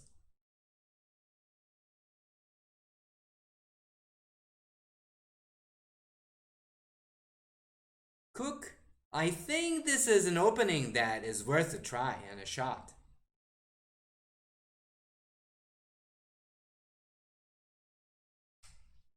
Even as an e4 player. Because have you seen in the last game, it sort of turned into one e4 type of positions. Thank you for the follow.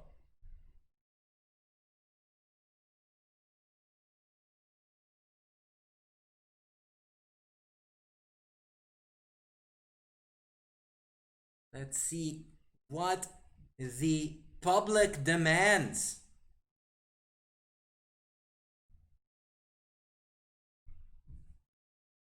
Thank you for the follow, Boldy Joe.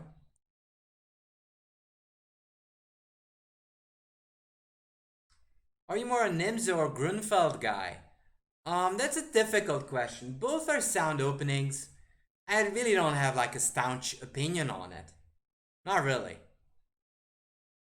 I kind of think that the Nims is a bit more sound from a positional standpoint. However, the Grunfeld is a bit more daring. So choose your own medicine right there.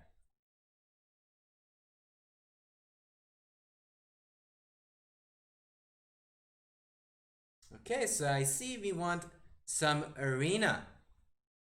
So Niklan, can you challenge? And then you can get your scotch.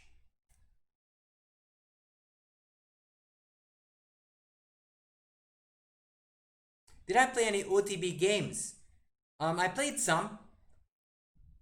Played more online because of the current situation, as you all know. Yeah, obviously, mindless disorder, I completely agree with you. It is much, much easier to play that way. Right. Okay. Let's do the scotch as Niklon requested. But then we're going to do a bit of that arena. You will be playing in your first over-the-board FIDE tournament on July 23rd in Japan and you're excited about it. Wow. That does sound very exciting in Japan. Like I've seen some Japanese clubs, but haven't really seen many Japanese tournaments. I haven't heard of them. I know that there are some chess clubs, but mostly I heard that they're playing shogi. Also, that does prompt the question, do you guys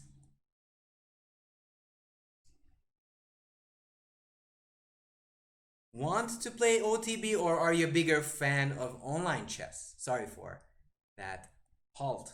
Knight takes d4. Knight takes d4 is not that great. Why did you resign? That's strange. Anyways. So, this is Scotch, but with more exchanges, the queen on d4, there's no knight c6 to bother my queen. So that's why usually people take with d takes. Here, I get the chance to take, queen takes d4, and there's no knight on c6 to bother the queen. Sort of like a reversed. OTB is what chess players play for, right? Alright, so we do an arena.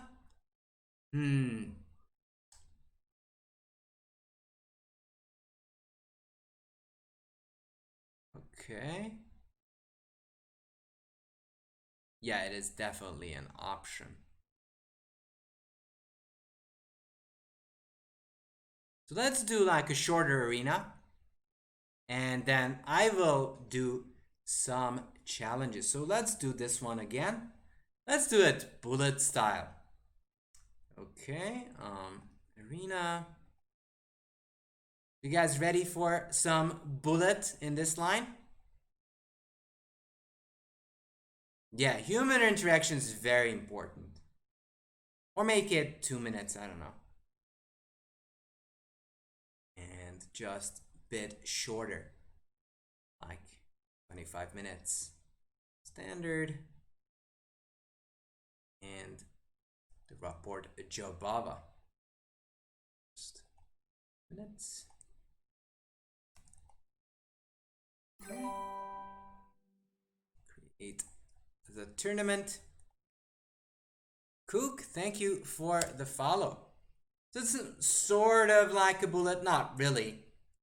So a bit quicker time control. And then I think I'm going to be doing 10-minute challenges, a few of them, so we can discuss the opening a bit more. Thank you for subscribing. And again, also, where are you guys watching from? I'd be very excited to know. Are you originally from Japan? Cook to live? Cook to live?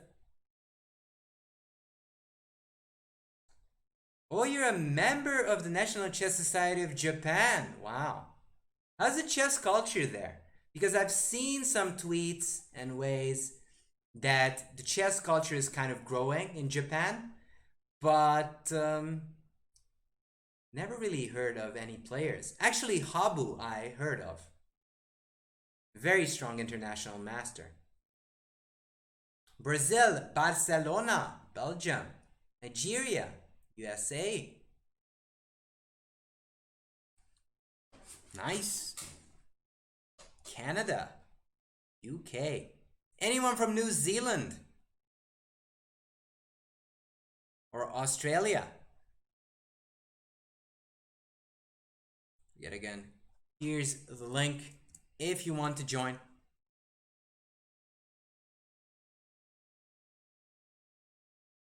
And if you want to study, we do have a link for that one, for this opening. So do check this one out if you're interested in the Rapport-Jobava. And now you can also tell that you can practice this whole line and variation at Lichess. Okay, so let's go a6. Trying to stop that. e6. Trip d6. Knight e5, c5. Thank you for the follow. Appreciate it. Knight c6. So I'm trying to undermine that knight. If that happens, black will get a good position. Takes. However, it is always playable for both sides.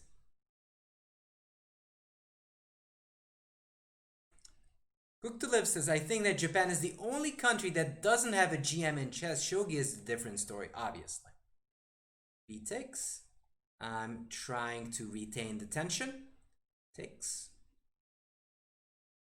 And now, oftentimes you can go for knight a4, by the way. I'm going to castle and try to go for c4 breaks.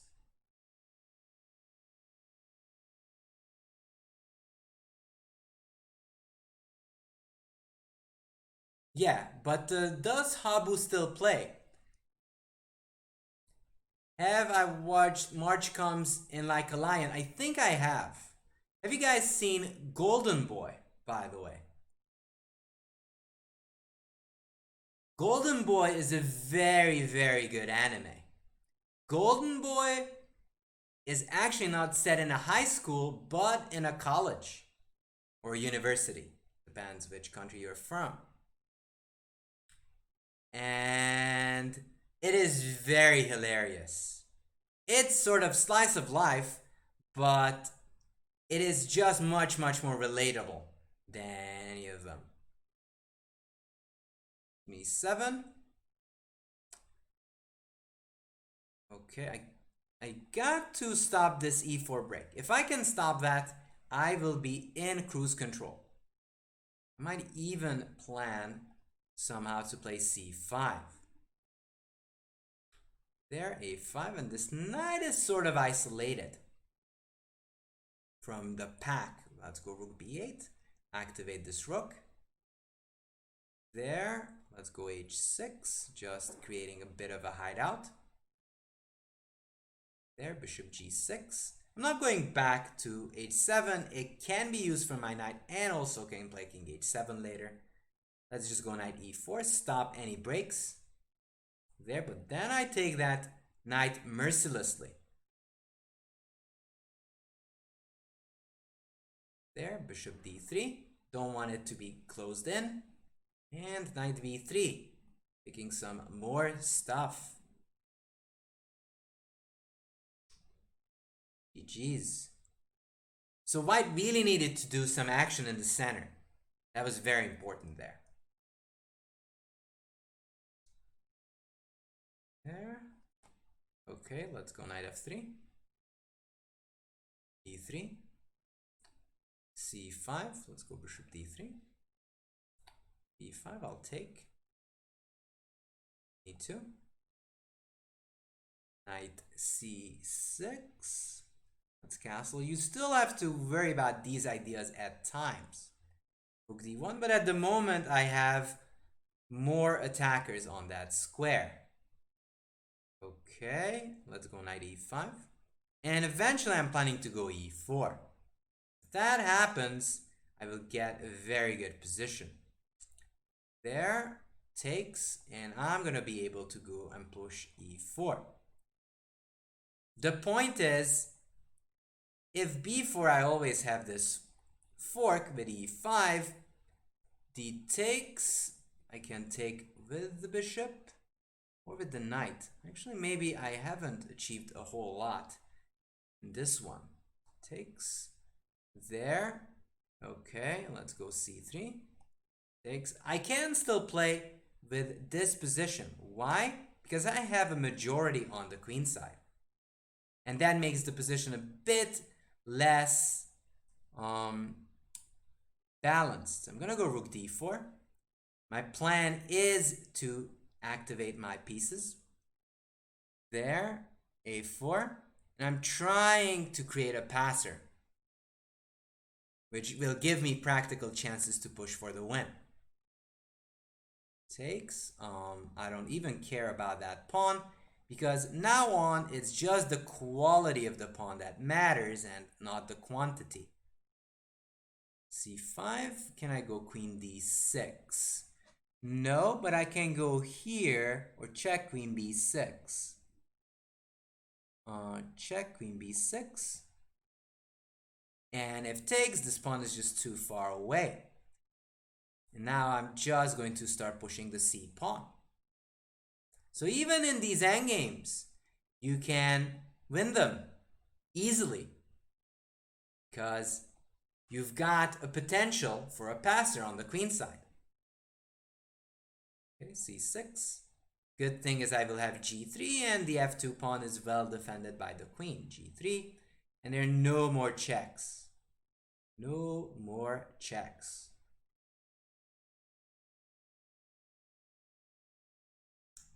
There, c7. So if I check here, c7, yeah, that's just winning because the pawn is promoting.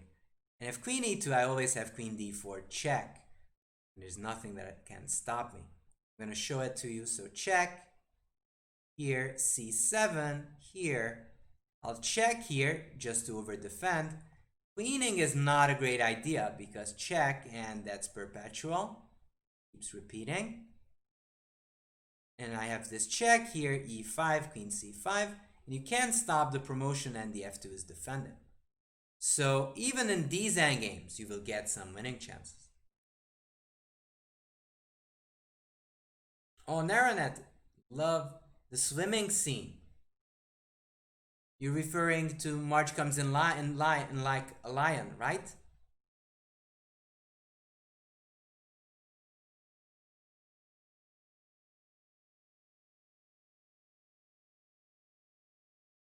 And again, if you guys are interested want to share some love of anime and chess, do check us out on Discord and Facebook. Okay, c5, e3. And that's a decisive mistake. And that's what makes this whole line a bit appealing. You're actually winning on move 3. There's no way of stopping this. I can just go c3 because the knight can go to a6 to guard the c7 square. D takes c5. Black has to give up the pawn, but I can even renew that threat at times, and there's not much that black can do. Oh yes, now I remember. In Golden Boy, right, Neuronet. Now, yeah, I remember. Bishop g4, but now I can go f3, and usually you don't want to play f3, but in this case, I have a double attack, and why wouldn't you want to win a piece? Then you can.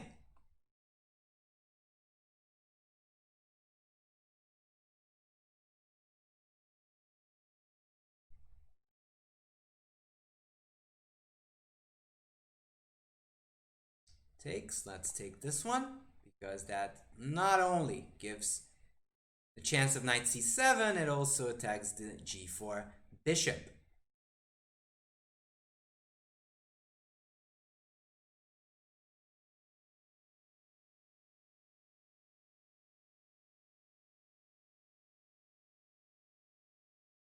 There, and now you give a check, collect the rook, and look around. Look around just a bit. There, but now I have bishop c7 forking and winning there. Now, this is very tricky, by the way. Very, very tricky.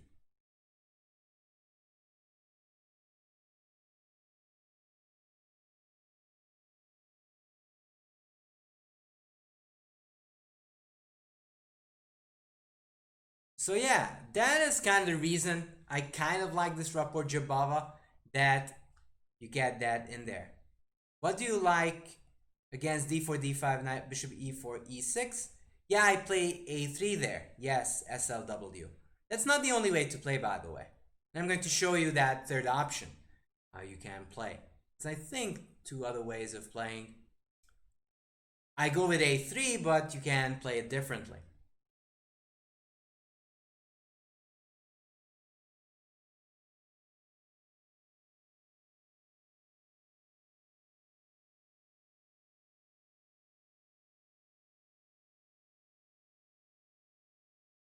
So yeah.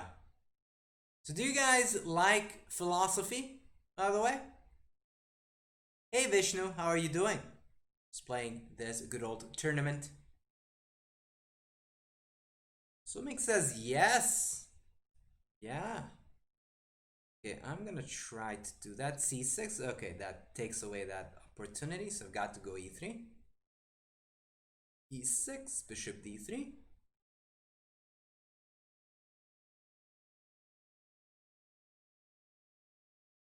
I don't think you're supposed to give that bishop b5 check. In fact, you don't always have to worry about this takes, because you will get a good control of that e5 square, where your knight will get a beautiful, beautiful outpost on e5. e5, I'm gonna just stop that, so there's no b4 moves. Queen d2. Knight b6, and now I'm gonna take the chance to jump on in. The good thing is, even if they exchange it, I can take with the f pawn and just build a great center. In fact, I did miss on a chance. Play some nice little tactic there. We'll go here, because I am sort of anticipating attacking on this side. I even have f5. My opponent kind of neglected of the fact that this king is still in the middle. Now f5, you can't really take because I have knight g6. There, rook takes e5, keeping this idea alive. Yeah, bishop f4, ef4 is a little bit strange, but it does work. And makes sense in this type of structure. e5. Okay, let's take that. Take that. King is in the middle. Boom, baby.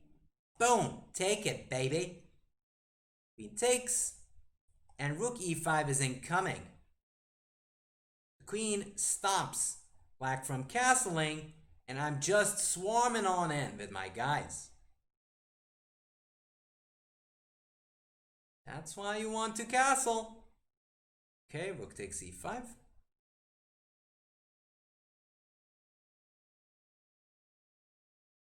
There, I can go here or queen e6. I like queen e6 better because I'm setting up some mating patterns. And I also support the idea of f6.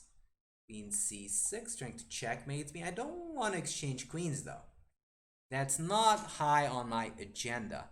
f3, so there's no checkmate. It's an ugly move, but sometimes you don't want to get mated, if you catch my drift there. Okay. There. We go rook e6 or rook d1. Rook d1 feels like the move. Your rook is pining for an open file, so I'll give it one. Also note that I have plenty of pawns as compensation, not to talk about the fact that the king is kind of struggling there. Okay. Rook d7. Threatening that idea. King f1. I'm going this way. I don't want to give my opponent the chance to back rank me there, but that is running into queen f6. And that's breaking through.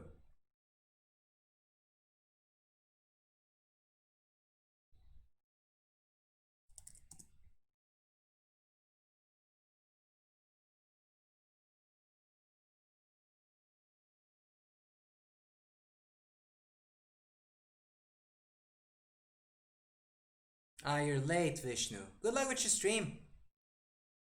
Hope you'll have fun. Okay, bishop f4. Let's go a6. e6. There, c5.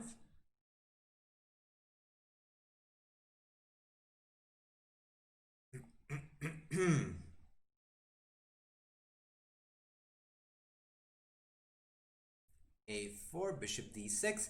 a4 is interesting, but maybe this b4 square can become a problem later on. So it's double-edged. I would rather play a3, but I get what you're trying to do with stopping b5.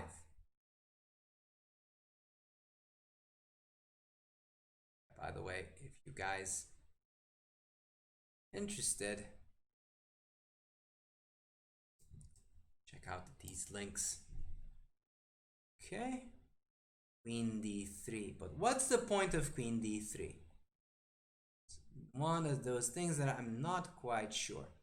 So queen d3 is kind of betraying the principles of chess, getting the queen out early. Now it runs into knight b4, and this queen just can't do two things at the same time, unlike your mom. Your mom is a true multitasker. And this mom was overloaded, so got taken. Maybe Liam Neeson can come by and help. Wow, this other queen though, that other lady is going hard on the task. So, yep, multitasking. Some people can do it, but not your queen.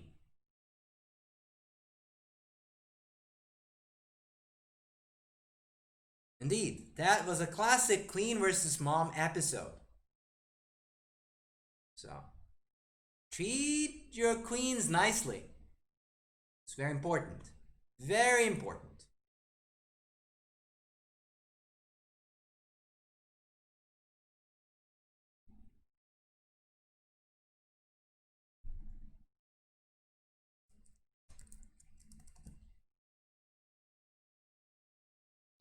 Okay, c6. E3.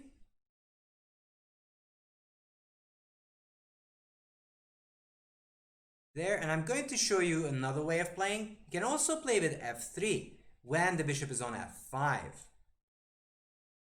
So kind of prepares e4, but mostly an expansion on the queen side. h4, just trying to trap that bishop. You might have remembered the game that I played earlier, if you're a genius. And why wouldn't you be? I'm gonna go. I could go h5, but I tend to want to keep the flexibility to have this g5 as an option. Now, if you go g4, h4, that kind of signals you're not gonna castle anytime soon, short, or rarely. Let's take with the queen. And with the pawn on h4, I can still prepare some g5 ideas. Not gonna play it just quite yet, because my rook will be in danger. I'm not gonna do it just yet. No, maybe g5 could be an option, which I can play on for. Indeed, the bathtub structure is fairly prevalent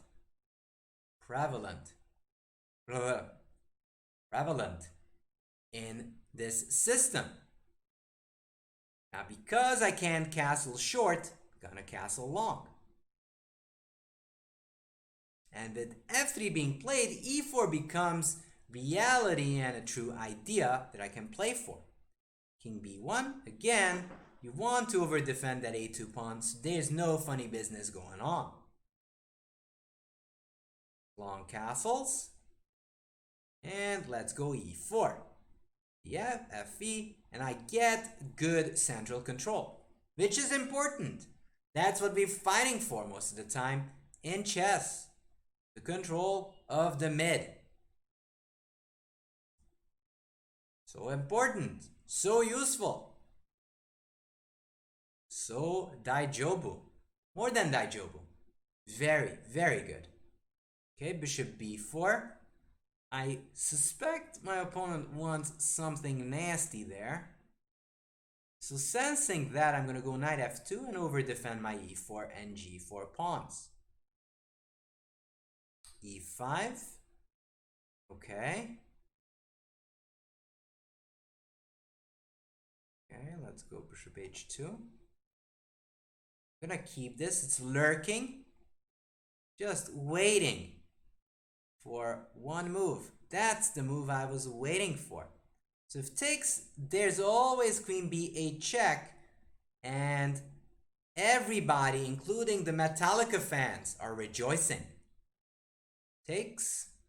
I don't even know if I care about your bishop anymore. I don't, because my threats are stronger. Maybe not that much stronger. Maybe not that much. So queen g3, hitting here and hitting the knight. Queen b4 would be nasty, but not in this specific case. I'll take on c5. Now with queen b4, then there'll be issues. In fact, now I do have to tread carefully. Let's go queen f3. Takes. I did mess up this one. b2. Yeah, here I messed up. I really should have taken on b2 and just hide the king on a1. Or maybe c1's better. In any case, this wasn't a success. Probably I should have played a3 just to stop this b4 idea. So you've seen this f3 g4 plan. It's very interesting, but can get dangerous. I did, Berlin chess. I did get revenge. Even though sort of symbolic. Okay, a6. e6.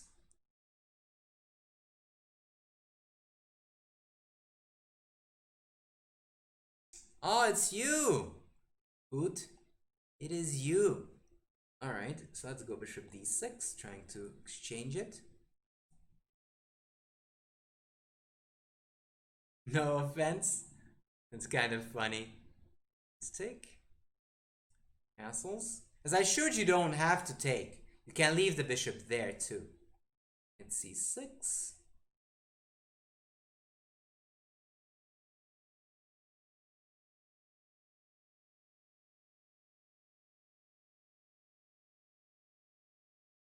Rook e1.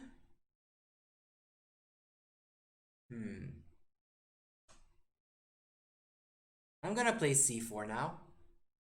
White was just waiting too long with this idea of playing for e4. Okay, bishop b7. Should have taken possibly and play e4 earlier. Definitely something that I would have done. Because now it's much, much harder to get there. Okay, I might even go e5. This is a little risky, but I feel I'm just a move away from castling, so I can get the luxury of playing this way. Let's castle now, though. Okay, rook e8. Always get your rook on the open file. Okay, knight g4. Knight g4 is a little bit adventurous, but hey, a little adventure can't hurt. I'm gonna take and go knight g4, going for the attack. There, okay. Rook e3 or knight e3. Let's go knight e3. Possibly I can create an outpost for that knight on that square. Go f5 and f4. That's defended. I got 2 pawns and the king is a little bit drafty. Just a little bit drafty over there.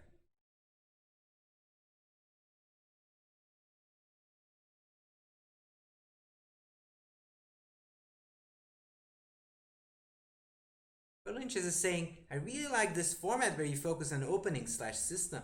Thank you, Berlinches. I'm glad you're liking it. Take what I can take on c4. Hitting the queen, and that trick just doesn't work at the moment. I don't think it does. Queen g5.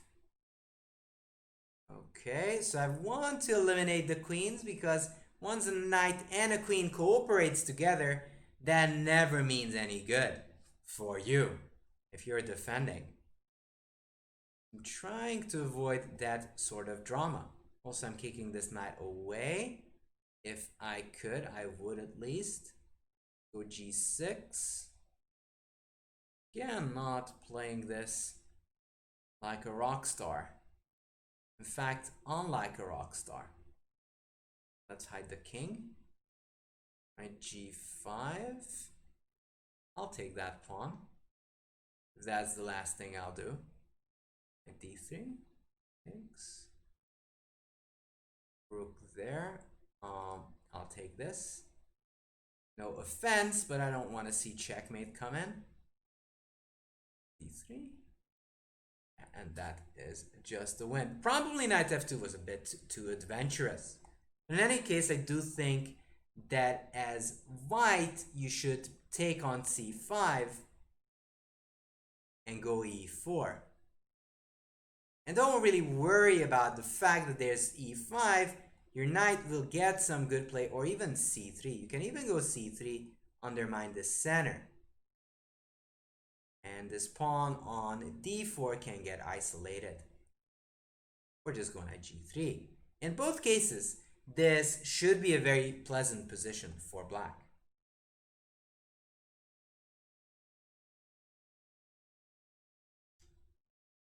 All right. Yay! I won, but Black Grass and Rook Fermont got second and third. That was very interesting.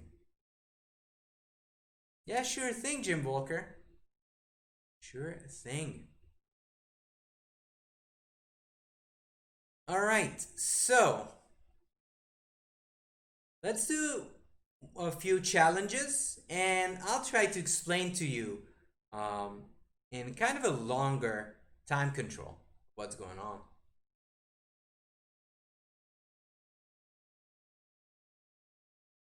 So it is, I think, 2 hours in, Chess David.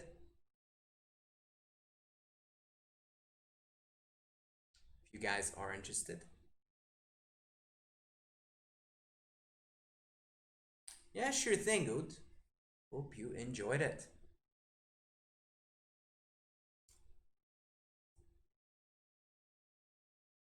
So yeah,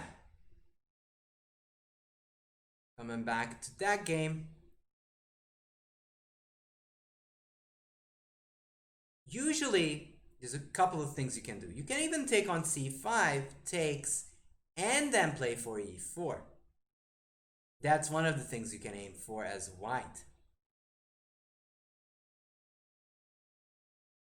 Or just castle here, takes, and e4. You could even think about it and go queen e2 first and then prepare this idea of e4, which is something that you can do. Oh, you're new to Twitch. Oot. Are you? Oh, good to see some new faces. Haven't seen new faces in a bit. That's kind of surprising.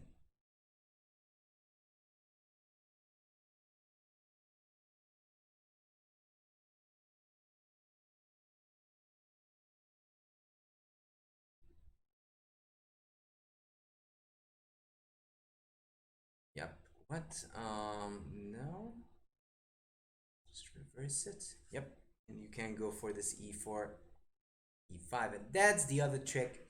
I wanted to show that e4, you often have this in-betweener move of e5. And these exchanges, for some reason, does work. And it is fun for white because you will get some very good play on the king side once you remove that knight on f6. If anything, I think that's one of the deals that you can play for. All right, people. So I guess that is it for today. I really hope you guys enjoyed this stream. Also, I want to ask you one more question. Whom should we raid?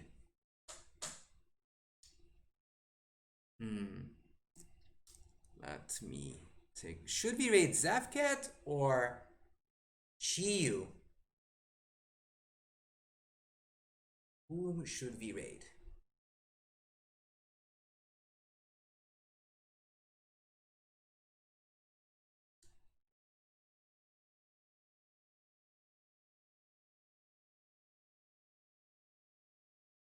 Chiyu or Zavcat are cool. Chiyu. Okay, Chiyu. Okay, so let's raid Chiyu. Manager.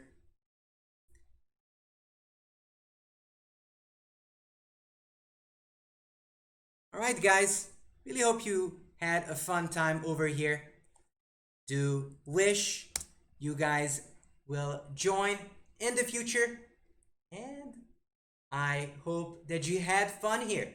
Hope you learned a bit about the Rapport-Jobava system. Hope it was fun. With that, I am signing off. Definitely check out the videos on YouTube, the highest rated opening. Something I would check out if you're interested in it. With that, I'm signing off, and I wish you a good night or day wherever you are. And definitely say hi to Chiyu from me. Take care, guys. Bye bye.